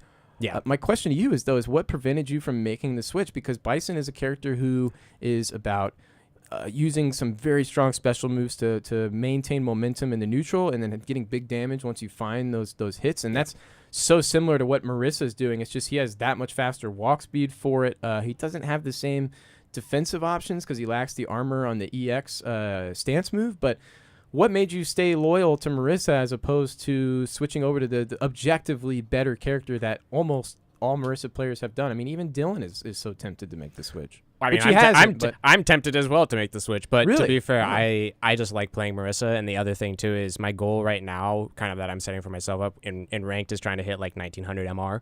So I think, It's a like lofty I played goal Danny, early on, and yeah. like a lot of people say, Gabe's a good character, but it's a skill issue. Like I'm not as good as Oh, Danny, right? Like there's no question about that. But So humble. but like the fact that he makes that character look so good, my goal is maybe not to. I don't think I'll be as good as Danny, right? But like the You don't goal wanna is be to in the highlight strive. reel. Yeah, I want to strive to be more of a challenge where I don't get 3-0'd. Hey, you were tonight. Um, You tore through yeah. the bracket. I mean, Yeah. eliminating from the winner's side, eliminating Schnois and then Dylan back to back. That's top four. I might brother. have That's I might insane. have watched the matches back that I lost to Dylan and Schnois, to be fair. So No, I don't put in the time. You got to I- make these guys yeah. sweat. That's what Yeah. it's about. You got to Yeah. press them in their comfort zone and let them know that it's not safe. Well, to be fair, also like the last time Dylan and I played when he beat me 3-2 at the monthly, I learned like literally so much about how much different the game can be played from Right. a consistency standpoint. Right. More so if you go back and you watch those matches I played, was very much a ranked demon, I think. Right, It comes yes. through the play, which is not the bad. autopilot was clean, but the layers were not there. Well, some of the layers were there, but it was missing in certain ways of like I was taking risks. I don't think I really understood the risks I was. Well, Sure. I think I did, but I just was doing it, right? So that's the autopilot. But I Saying definitely the layers weren't there. but Yeah, that's yeah. I mean, you're not wrong. I think there are a couple of layers there, but then there were other things that were just clearly missing, which I Right. totally agree with, right? yeah. Like Dylan is actually really good at slowing the game down. he is fantastic. The fact that he's struggling between playing Ed or Marissa, I think, is a good testament to his play style. Yeah. Instead is of a being monster. That character tempted to drives me play insane. Bison, who is far more aggressive and fast paced in the neutral. I don't think you necessarily have to play Bison fast paced in the neutral. I think you don't. can, but I think can. if you watch a player like, okay, I want to sound like a fanboy, but watch a player like Strider, Strider yeah. play Bison. He's He literally plays like in- the yeah. best Bison in the U.S. Yeah, I right don't now. You think can there's much fanboy. question That's about all that. right. But it's more like the way of like the better players play for like even iPeru as well. The way that they play for consistency is much different, and their ability to manage that spacing to determine like what options that the other player is going to use so quickly is just so impressive to me. So the reason why I'm sticking with Marissa is because I know the tool set the best, and I want Right. to get good enough with a character where I can do that with my character. So I just, by switching to Bison, my concern is I won't continue to grow as quickly. So right now it's more about just growing the skill set, not necessarily trying to win everything. Right. Yeah. Well, that makes sense. And Marissa is a character that I think has we're talking about playing fast, playing slow. I think it's really the quote unquote economy of action, if you Yeah. will. It's their ability to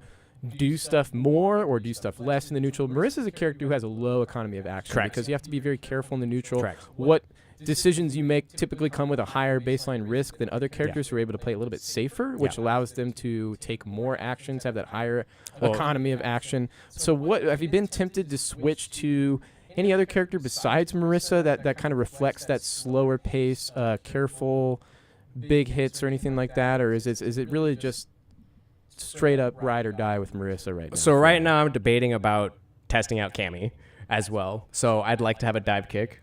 I think dive kick's kind of totally broken. unexpected there. Well, no. So I think that character, as well as potentially maybe dabbling with Ken or Bison. I think Bison's the most linearly that matches up with Marissa pretty well because the tool set is similar. Yeah. But I think like the fact that Cammy just can get away with neutral with dive kick kind of feels like a fun time. Have you played Cammy? I have played Cammy a little bit, but I played a lot of characters to like 1600 MR. That's gotta but- feel nice though. Yes, The little, Cammy, it feels like a big, what do you call it? A big upgrade compared to Marissa, just a little bit. Well, her ability to play close to her chest in the neutral is so much different from Marissa, where Marissa's just like cruising around Well, and waiting and- for you to fuck up. And dive Cammy's kick, like, dive kick just lets you skip so much neutral against so many characters, and It's it allows a you lot to better than Superman and it jump. allows you to throw bait, and it allows you to jump and change your jump arc so that you can bait DPS. That is, it drives me insane, in a good way. And then when I used it, it made me very happy. But so tell me how close this set was between you and Dylan. I think I watched it. I think it went down to the wire, yeah, but it was it- actually a little convincing towards the end of it. It felt like, if I recall correctly, I may be.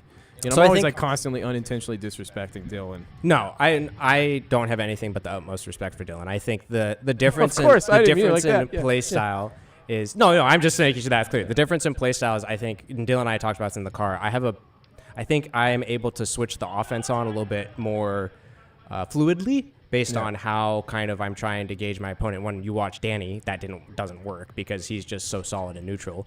But Dylan's trying to play that consistent game as well, so I have a lot of respect for that style. But I think some of that ranked demonness in me I let out in that matchup, and as well as against Schnois, because I think they're trying to play so consistent at times that it forces them to not take action in certain situations, right? Whereas, like, because I remember, I think it was like Bonchan or somebody quoted him. He said, like, people play neutral so much they forget that you can also do the abusive stuff as well. Oh, talking about not focusing on whiff punishing too much. Yeah, it's like you a just wanna start balance doing your between. stuff. It's like a Yeah, balance Street between Fighter the 6 two, is right? very And much Street Fighter about- 6 even more about that because you have drive rush and a lot of mechanics that allow you to push that envelope, right? That's this game is mental stack, Oh, right? it is 100%. It's That's mental what I love stack. so much about DI is like it's that final little ticking Yeah. point where you're just like, Yeah. boop. It's Yeah. so flagrantly disrespectful when it lands. It's like, oh. Exactly. The good thing about DIs and level 3s, and then we'll move on to the next matchup here, is that they give you a little bit of breathing time to like recover. And Yeah. like the level 3s, the animations being so long is sometimes frustrating for people. But Yeah. to be honest, when you're like down in the trenches and shit is not going your way, you get that 10 seconds. It's like, oh, bro, thank you, Jesus. I just need 1 fucking second to find out what the fuck is going on. It's just happening so fast. This game, you get wrapped up instantly, and you just have no idea where the fuck you are. But you made it all the way to top 8 through Dylan, who should have gate kept you, through wait a second, am I looking at through Schnois, who should have gate kept you, and this is a much more difficult matchup too. I would have to imagine JP I think versus it's, Marissa. You I think it's it's Marissa 5-5. favored? I think it's 5-5. Really? So if you go back and watch that set, like you notice how slow I played, right? But Yeah. like I was in the life deficit for so long, but I got 2 touches. Okay. Right? Yes. And if JP burns out against, and actually funny enough, Ryan was the first person I met from this community and was the one who kind of, I realized, oh, there's a Seattle community. I should go out to that. Nice. Thank you, Ryan. Yeah, Appreciate and he you, was bro. actually, funny enough, the only reason I met him is through Battle Lounge in online Battle Street Hub or Fighter. whatever, the Battle or like, Hub, yeah. like Because- literally the yeah, Battle Hub, Yeah, bro? literally the Battle Hub. That's how I met him. Yeah, in the first season, just by accident. Like it was just by That's coincidence. sick. Yeah. Love that. So it's like we've been playing sets for a while, and actually, to be fair, I've learned a lot from him as well. Like honestly, a lot of these players I play in ranked a lot, and I watch a lot, and I didn't realize that they had all congregated here. And then once Yes. I realized that, I started coming out. These right? guys are making very, very steady improvement. They're Oh, improving yeah. at a great clip. There's so much to learn just on their coattails, but you're catching up, and that's what's really nice about these games is that the what is that, logarithmic or whatever, the exponential scaling. yeah. It's just if you're coming from behind, you're closing the gap so rapidly until you finally start to slow down towards the top end. But your ability to like this game. The way that a good fighting game is built always affords the lesser player the ability to still make an upset. I mean, if the better player always wins, the game is not as compelling as it could be. I'm just going to throw that out there. I mean, you all you're not can feel the way you want to. I'm literally you're just not, repeating You're not what Daigo wrong. said. I still think this game can be played with consistency, right? Like there is random. All fighting games have some Yes. random. Like just Yes. like any other sport, like golf or. Oh yeah, I'm not saying you or- can't be consistent. It's just No, but if the I better think- player always that's wins, true. the game sucks. That's true. That's true. typically what it is. That's true. Let me move off of that flagrant commentary. I wanted to say that you were talking about when you spoke with Dylan in the car ride over here, that you said the comparisons between your style, you were very fluid in your offense, and I think that played a huge role in your game with Raihan, because it was like Raihan had the momentum, but then you were able to make just a couple quick snap guesses in order to reclose that gap and find that second touch that you were talking about. Your meter management was really good in order to maintain resources for those touches. So you do see that difference, and it actually could have worked against Raihan because Dylan is a practice partner for Raihan. So he's expecting a little bit more of that slower pace. He's not expecting that quickness off the line that you exercise. I think Ryan and I have probably played like 200 matches over Okay, the last. fair so enough. we played a lot. Fair I played a enough. lot with Ryan, but it's kind of like I think Your it's that- strength showed through. Yeah, I think again it's a lot of the balancing and I think when you watch Danny play, Danny plays the same way. As sometimes taking an offensive action is okay if the risk is balanced against the resources that are that are going on, right? Like lively and stuff. Like I had to take those risks because I was so far behind that I had to make guesses, right? And I, will admit I got lucky on a couple of guesses where if I got wrong, the games could have gone very differently, right? But I got those correct, so that's just kind of how the game goes. I think he moved on here to after Huge Biscuit Raihan, a kicks my huge ass. biscuit down. Did I can't beat him. Did he say kiss your ass? Kicks No, my I'm ass. kidding, brother. Kicks my ass. So, I mean, was that just a blowout, like straight Yeah, up? yeah. Everything's starting to kind of. I gotta lab Manon. I don't know what I'm doing. I mean, it's also because I think Biscuit plays a different Manon than I'm used to. Most Manons, like in ranked, will play very like random, right? Really? Like now he has a little bit of that, but he's reeled that in. But he mixes so that much. in with No, consistency. That's what I right? mean. He's reeled it in. So And that's what I mean is sometimes mixing in those offensive decisions the risks is okay when you're playing someone who isn't Danny, who isn't going to react like to everything that happens on the screen, right? Even against somebody like Danny, it's really it also the works difficult as well. part about that is like building the scaffolding to justify that risk. Whereas against correct. a lesser skilled player, you don't need as much supportive conditioning to get that high risk return on the high risk decision making. So good on Biscuit for holding down the upset run because I haven't beaten Biscuit yet. Biscuit keeps dude, kicking you my were butt. burning through. I mean, what are you, 10th seed? I mean, it took, and that's 5th seed, I believe. So well done to Biscuit. Good job restoring the honor. But then you drop down all the way into losers finals. It's so crazy. I keep looking for where people should be in the bracket. Rival peeking in the door here. All right, I'll take it easy, brother. Peace. Man, I was expecting you to come in here and get a little commentary in, but what happened? Just having a hell of fun. Yeah, it is nice. The vibes are good, man. All right. Take care now. So anyway, sorry about that. Rival got eliminated surprisingly early too. I mean, it's just I want to talk to Tariq as well because he's the one who eliminated Rival, but I don't think he's still here. To be fair, it's all these guys' faults that I went leveled up. So it's your fault, and I love to hear that. So you went all the way down, to losers finals, and that's where Danny started to build up his win streak. We had I think 9 straight. It was 3 on you, 3 on me, and then 6 on 6 Danny, straight on, against Biscuit. So. yeah.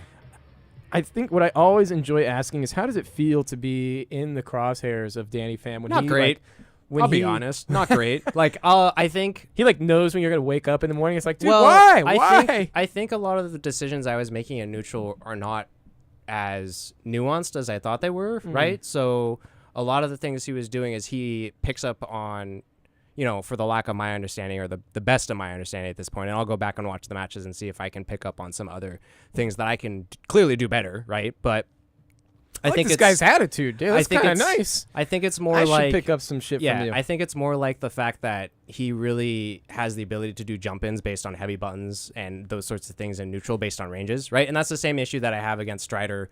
Not issue, but the same thing I see from Strider and iPeru when I've played them is that their ability to just recognize that spacing to realize, okay, this person's going to take this risk. They're just hitting buttons in an area that I can jump in on them and take advantage of that. Makes me second guess a lot of things, right? Yeah. And I think in my mental stack, I have to be a little bit more stubborn and play a little bit more grounded and make sure that I'm trying to bait out that jump at the same time. But it's the ability that he shifts like styles so quickly and then is able to like just know like what you want to do next is impressive to say the least. And that's the thing. He's so ready to play the next layer. Yeah. Like what you're talking about, Tommy ODB, our Blanca player who, I don't know who he was eliminated by, but he's always striving to get top 8. He was talking about how Danny loves to do the big step forward into the jump. Yeah, Which correct. that's a classic move. But the thing that Danny does that differentiates himself from lower level players is that he knows that that option's now on the table. Correct. And he immediately leverages it. So how he's able to leverage that is gobbling up all that space because you're waiting. Yep. You want him to take that big step forward, and then you wait that extra moment. Yep.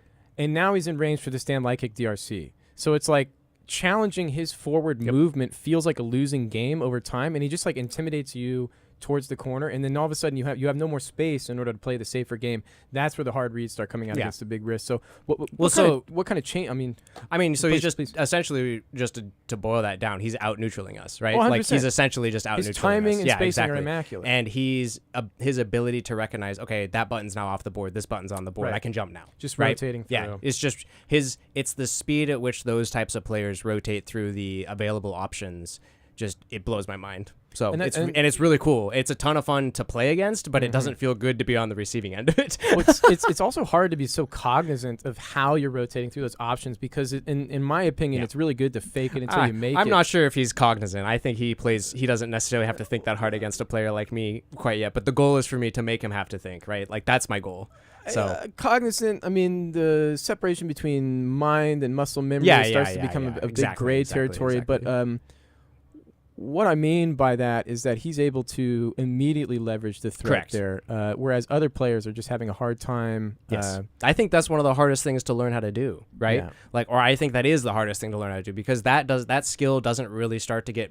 I mean, it gets built as you improve, but it's the skill that you really can only refine once you start playing at a higher level, right? Because you have to have all those other mechanics and all that other understanding before that even becomes accessible to your understanding, right? Like that's literally not something I understood probably until the last 2.5 months, right? So, and I was just thinking to myself that my advice to lower level players is to fake it until you make it, and you don't want to get too in the weeds of like, why am I going to layer 3 here? Why am I going to layer 4 here? I would you just want to know what the fuck the layers are. So like, okay, if I show big step forward and then jump medium kick in order to provoke somebody to like challenge with a big button and then jump in on it. Yeah. You just want to immediately blindly rotate to the next option that leverages that and just blindly rotate through. And eventually when you start building that muscle memory, like you're remarking on, you're saying, I'm not really sure if he's really cognizant with it. That's what you No, wanna I don't build mean up. that as an insult. No. I mean that I as know a exactly what you're compliment. saying. Yes, no, precisely. It is, but I'm saying in order to build that not being cognizant of it, you really have to focus blindly on it. It's kind of very ironic. You're like overly focused on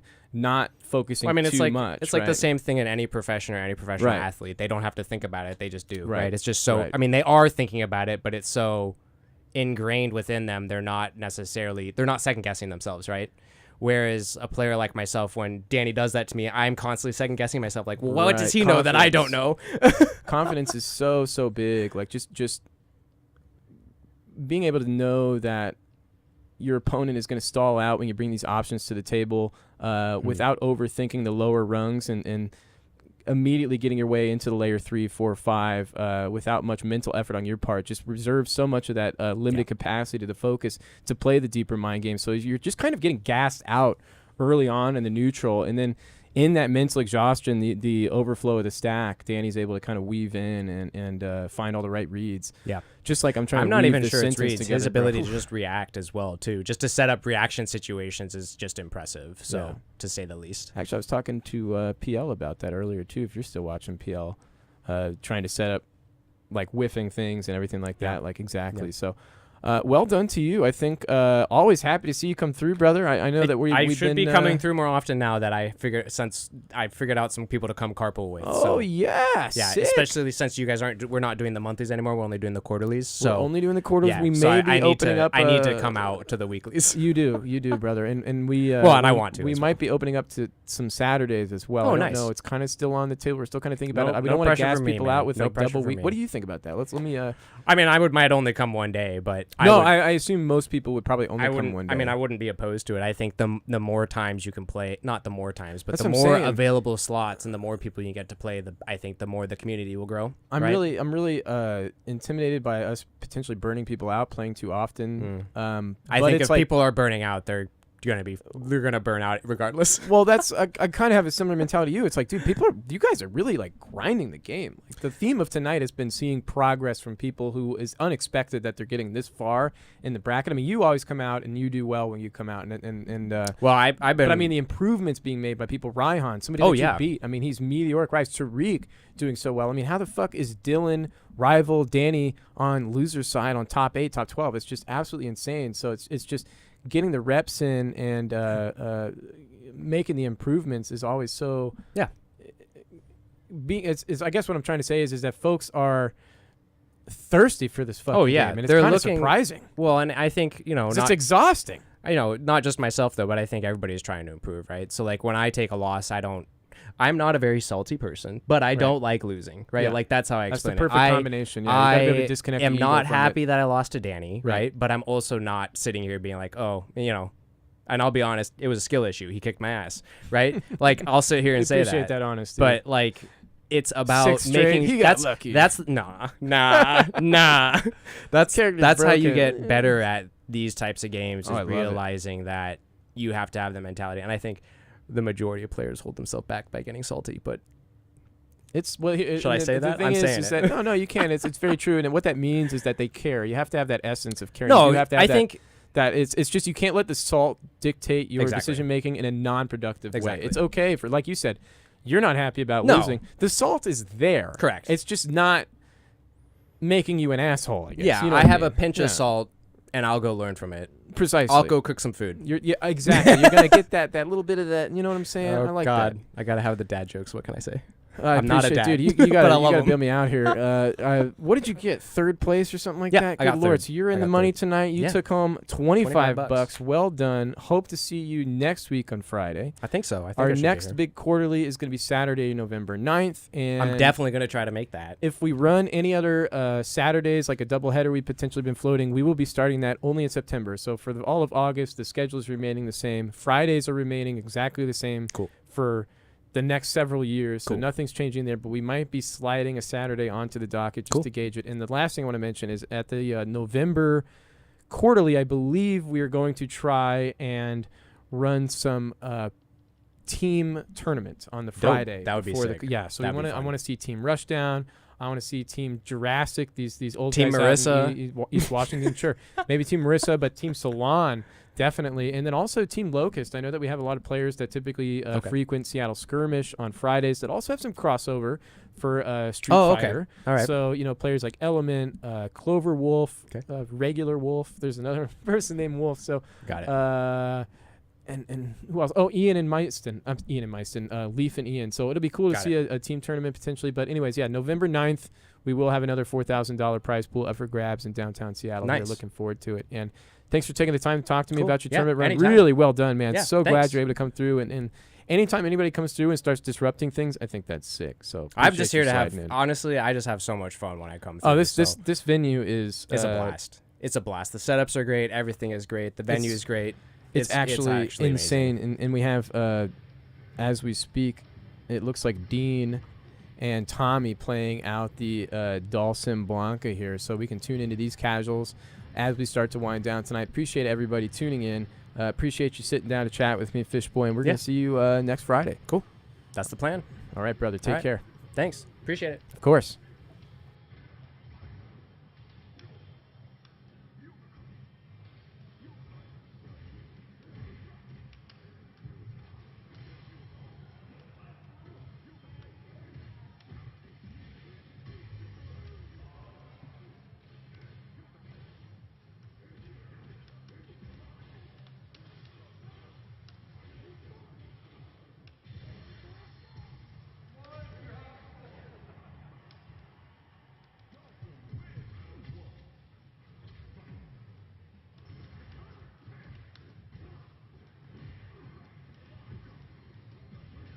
Okay, folks, we're going to get into the match here. This is going to be Tommy ODB on the left versus Ultra Dudes on the right.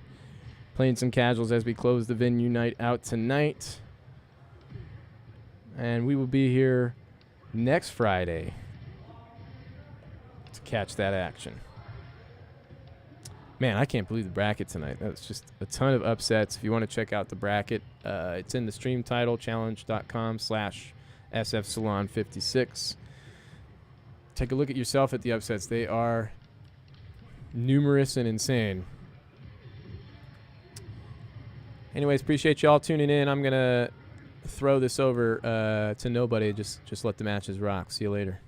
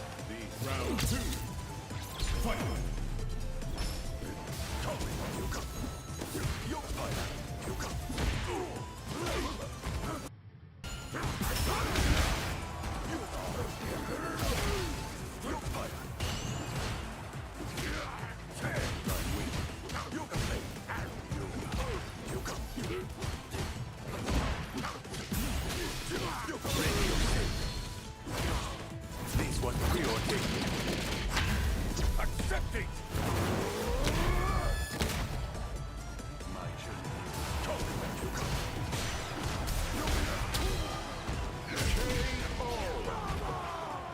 Dawson wins!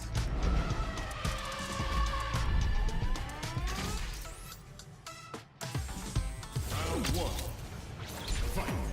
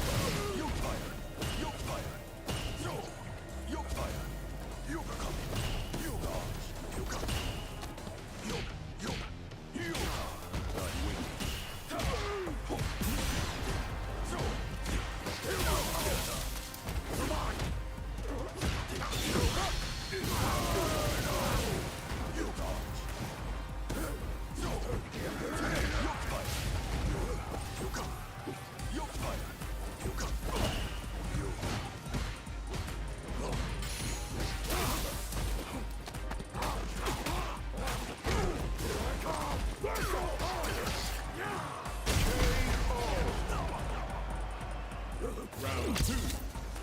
Fight!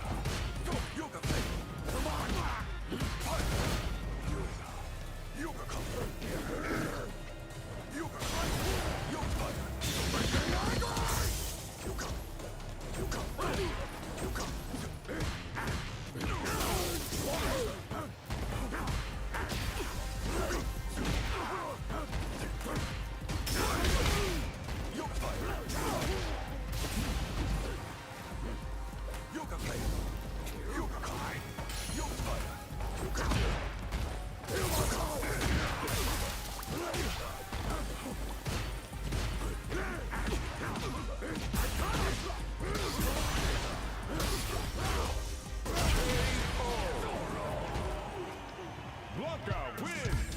Round 1. Fight!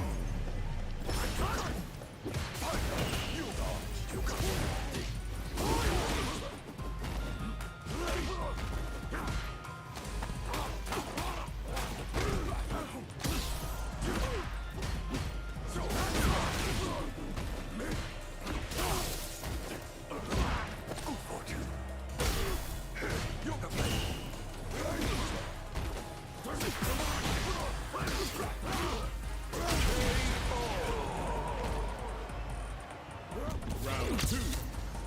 Fight!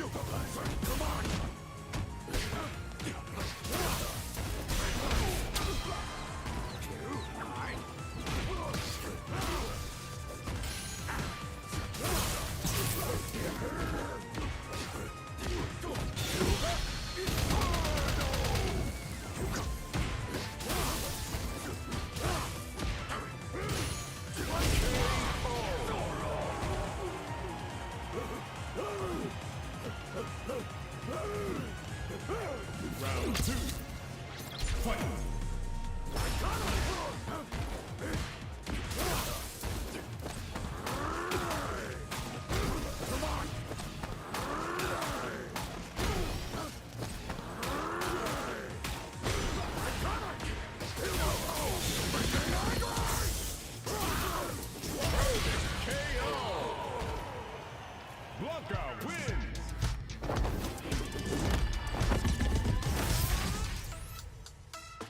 Round one.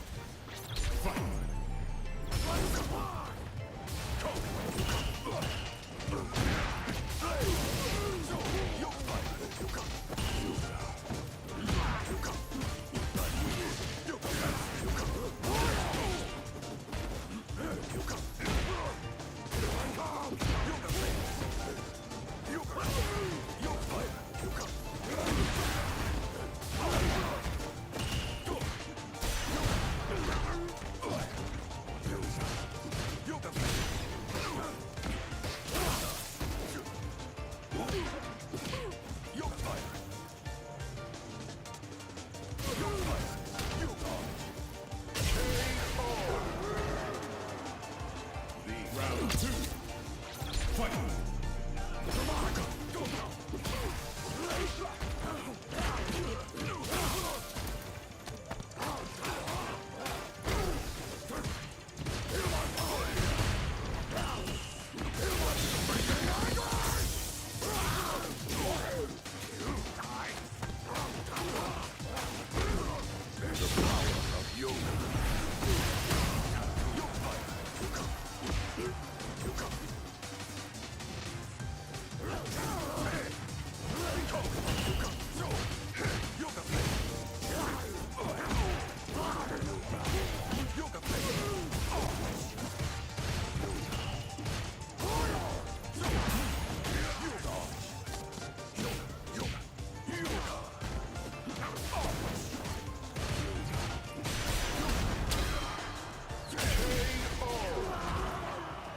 Dawson wins. Round one. Fight.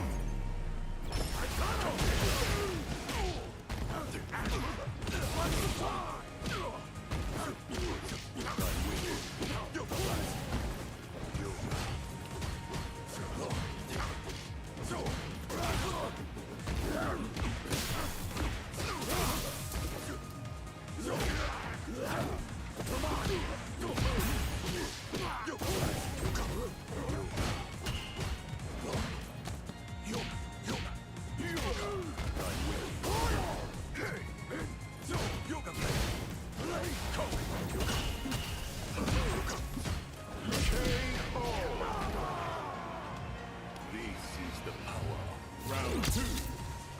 Fight.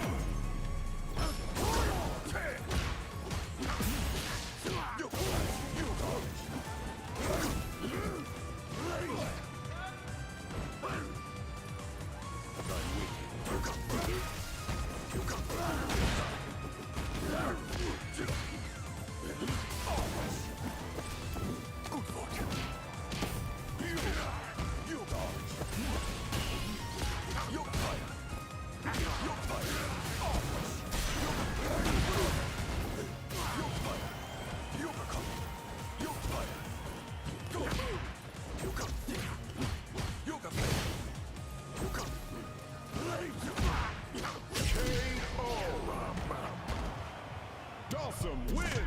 Round 1. Fight.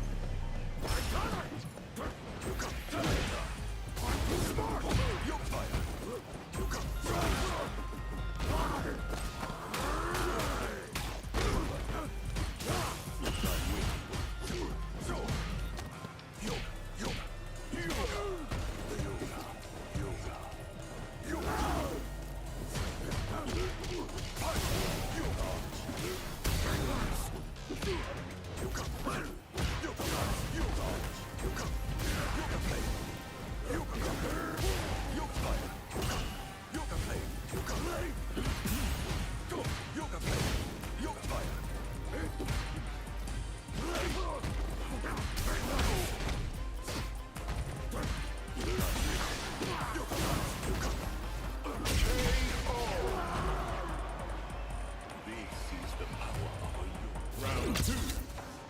Fight.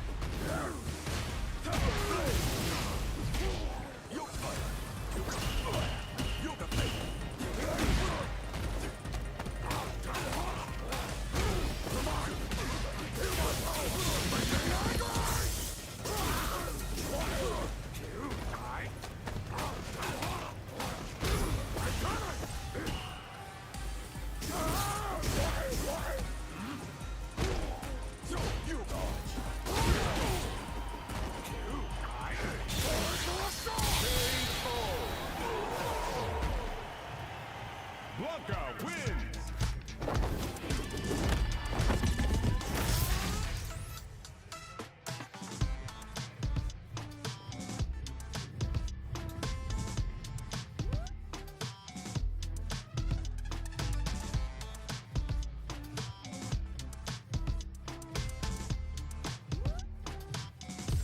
Round 1. Fight.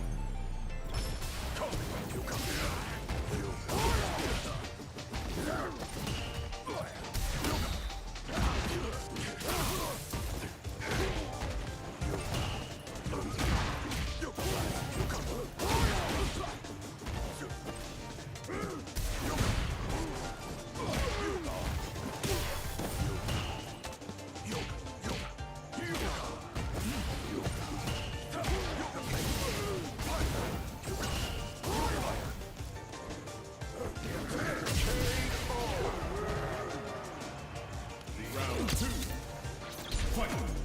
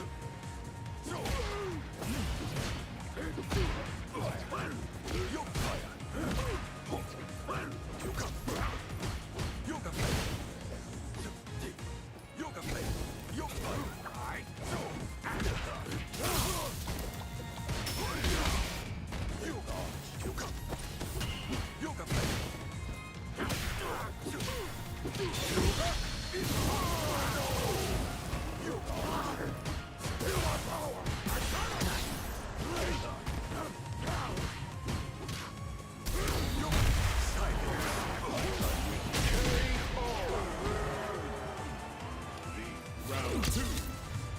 Fight.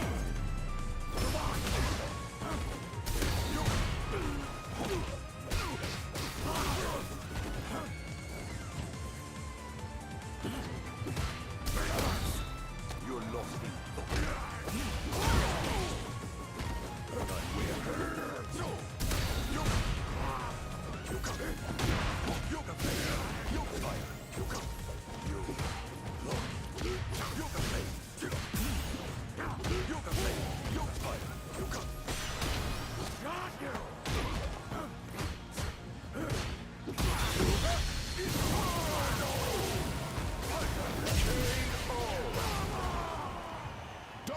Round 1.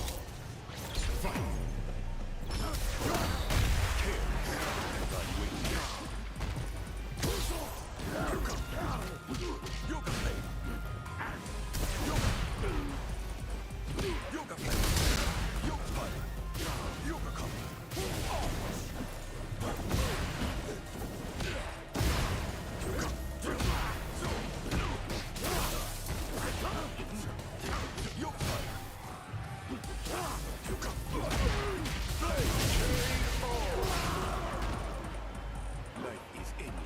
Round 2. Fight.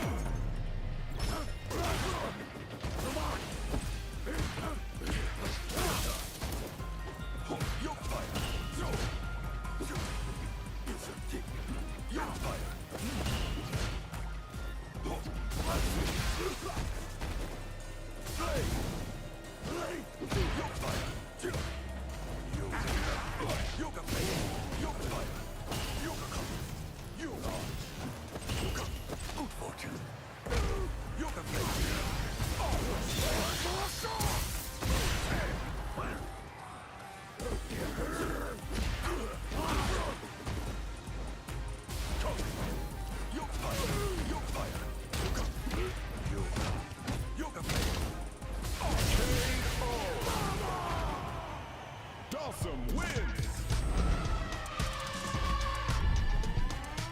Round 1. Fight.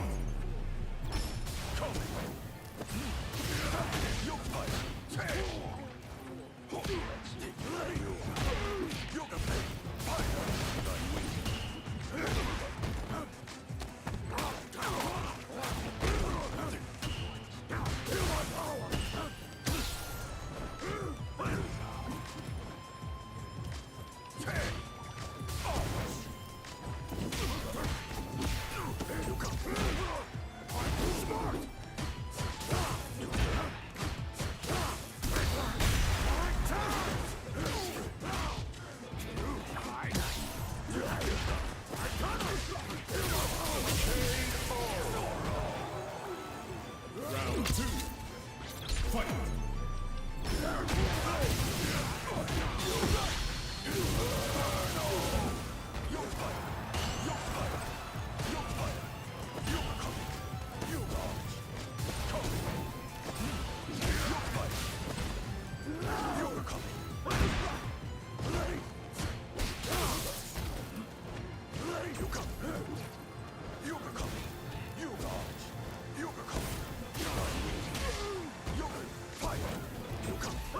I'm going to close out the stream after this final game here between Tommy and Ultra Dudes.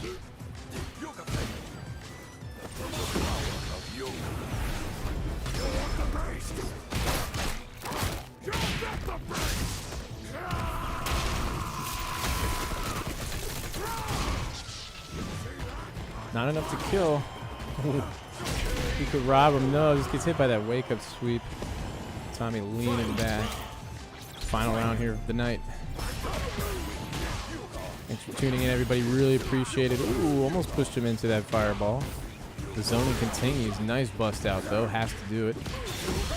Ultra Dude's low on drive gauge. Nice check into the super to preserve that resource, and now just eating Tommy's ass alive. One more mix-up is going to do it. It's like 3-3. Dean's laughing.